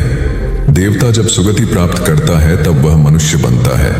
देवताओं में विलास है, राग द्वेष ईर्ष्या और मोह भी वहां है। निर्वाण की साधना वहां नहीं हो सकती। इसके लिए देवताओं को मनुष्य बनना पड़ता है। मनुष्यों में ही देव पुरुष का आविर्भाव होता है, जिनको देवता नमस्कार करते हैं। मानवता धर्म का उपदेश देने वाले बुद्ध स्वयं मानवता के जीते जागते रूप थे। यहाँ उनके जीवन से संबंधित खुद प्रसंग दिए जाते हैं, जिनसे उनके व्यक्तित्व में बैठी हुई गहरी मानवता का दर्शन होता है। भगवान का परिनिर्वाण होने वाला है। रात का पिछला पहर है। भिक्षु उनकी शैया को घेरे बैठे हैं। बुद्ध उन्हें उपदेश दे रहे हैं, कह रहे हैं, भिक्षुओं, बुद्ध धर्म और संघ के विषय में कुछ शंका हो तो पूछ लो। पीछे मलाल मत करना कि भगवान हमारे सामने थे पर हम उनसे कुछ पूछ न सके। कोई शिष्य नहीं बोलता। भगवान 3 बार कहते हैं, पर कोई भिक्षु कुछ पूछने को नहीं उठता। भगवान को शंका होती है कि कहीं वे उनके गौरव का विचार करके पूछने में संकोच तो नहीं कर रहे। इसलिए वह कहते हैं, शायद भिक्षुओं, तुम मेरे गौरव के कारण नहीं पूछ रहे। जैसे मित्र मित्र से पूछता है, वैसे तुम मुझसे पूछो। बुद्ध अपने शिष्यों की समान भूमिका पर आ जाते हैं। उनकी यह विनम्रता मनुष्य धर्म की आदर भूमि है। बुद्ध ने अपने को भिक्षुओं का कल्याण मित्र कहा है, जो उनकी मानवीय सहृदयता और विनम्रता को सूचित करता है। एक दूसरा दृश्य भी उसी समय का है। चंद कर्मार पुत्र के यहाँ बुद्ध ने अंतिम भोजन किया था। उसके बाद ही उन्हें खून गिरने की कड़ी बीमारी हो गई थी, जो उनके शरीरांत का कारण बनी। बुद्ध को उसके हृदय का बड़ा ध्यान था। भक्त उपासक को यह अफसोस हो सकता था कि उसका भोजन करके ही भगवान का शरीर छूट गया। इसलिए आखिरी सांस लेने से पहले उन्होंने आनंद को आदेश दिया, आनंद, चंद कर्मार पुत्र की इस चिंता को दूर करना और कहना, आयुष्मान तूने बद्धा लाभ कमाया कि मेरे भोजन को करके तथागत परिनिर्वाण को प्राप्त हुए। जिसके हृदय में अगाध करुणा थी वह ऐसा क्यों न कहता। उसने अपने पति के द्वारा बुद्ध के चरणों में प्रणाम अर्पित करवाया। भगवान ने उसे आशीर्वाद देते हुए कहा, कोल्य पुत्री सुप्रवास, सुखी हो जाए, चंगी हो जाए। सुखी और चंगी होकर बिना किसी कष्ट के वह पुत्र प्रसव करे। ब्राह्मणों के साथ भी उनकी पूरी सहानुभूति थी, जैसे कि विश्व के सभी प्राणियों के साथ उनकी पूरी सहानुभूति थी। बावरी नामक ब्राह्मण के एक शिष्य ने जब अपने गुरु की ओर से भगवान के चरणों में प्रणाम निवेदन किया तो भगवान ने आशीर्वाद देते हुए कहा, शिष्यों सहित बावरी ब्राह्मण सुखी हो। मानवक, तुम भी सुखी हो, चिरजीवी हो। बुद्ध के पास छोटा बड़ा जो भी जाता था वह उससे कहते थे, आओ तुम्हारा स्वागत है। भगवान अपनी अंतिम यात्रा में पावा और कुशीनारा के बीच जा रहे थे। रास्ते में उन्हें पुक्कुस मल्लपुत्र नामक व्यापारी मिला। उसने उन्हें एक दुशाला भेंट किया, परंतु भगवान उसे अकेले कैसे आड़ते। वह अपने शिष्य आनंद को सम्मानित करना चाहते थे। उन्होंने कहा, पुक्कुस, दुशाले के एक भाग को मुझे ओढ़ा दे, दूसरे को आनंद को। पुक्कुस ने ऐसा ही किया। भूल करने वालों के प्रति भी बुद्ध की अनुकंपा का पार न था। एक बार एक ब्राह्मण ने भगवान को वेरंजा में वर्षावास करने का निमंत्रण दिया। भगवान वहां गए, लेकिन वह ब्राह्मण बहुधंधी था। उसने उनकी कुछ भी सुध बुध नहीं ली। बुद्ध को बड़ा कष्ट हुआ। उन्हें 3 महीने तक कुटा हुआ जौ रोज खाना पड़ रहा, क्योंकि उस समय वेरंजा में अकाल पड़ रहा था और वह भी उनको और उनके शिष्यों को घोड़ों के व्यापारियों से मिलता था। इतना होने पर भी वर्षावास की समाप्ति पर भगवान बुद्ध अन्यत्र जाने से पूर्व वेरंजा जाकर ब्राह्मण को आशीर्वाद देना नहीं भूले। भगवान बुद्ध के जीवन में ऐसी अनंत घटनाएं मिलती हैं। उनमें हमें उनकी मानवता के दर्शन होते हैं। उनके जीवन में कोमलता की पराकाष्ठा थी और उनकी वाणी में अपूर्व माधुर्य था जो सबको अपनी ओर खींचता था। उनके मुंह से क्रोध भरा शब्द कभी नहीं निकलता था। वह मनुष्य थे, परंतु मनुष्य की दुर्बलताओं से ऊपर उठ चुके थे। उनके व्यक्तित्व में मानवता की शुभ ज्योत्सना धर्म की स्थिति बनकर एक राजा ने अपने पुरुषार्थ से राज्य को समृद्ध बना दिया था। राज्य में रण बड़ी सुखी थी, क्योंकि वह प्रत्येक वर्ग के हितों को ध्यान में रखकर काम करता था। जब राजा वृद्ध हुआ तो उसे योग्य उत्तराधिकारी को चिंता सताने लगी, क्योंकि उसे लगता कि योग्य उत्तराधिकारी के बिना सुव्यवस्था अव्यवस्था में बदल जाएगी और प्रजा की परेशानी बढ़ जाएगी। हालांकि राजा का एक बेटा था, किंतु वह अत्यधिक आलसी और कर्महीन था। वह स्वयं को मालिक समझता और शेष सभी को अपना गुलाम। यह अहंकार उसके आचरण में सदैव झलकता था। राजा उसे सुधारने के उद्देश्य से बुद्ध के आश्रम में छोड़ आया। बुद्ध ने अगले ही दिन राजकुमार को आदेश दिया, वत्स, यहाँ से 5 कोस पर एक जंगल है। तुम वहां जाकर फूलों के कुछ पौधे ले आओ और उन्हें आश्रम के अहाते में लगा दो।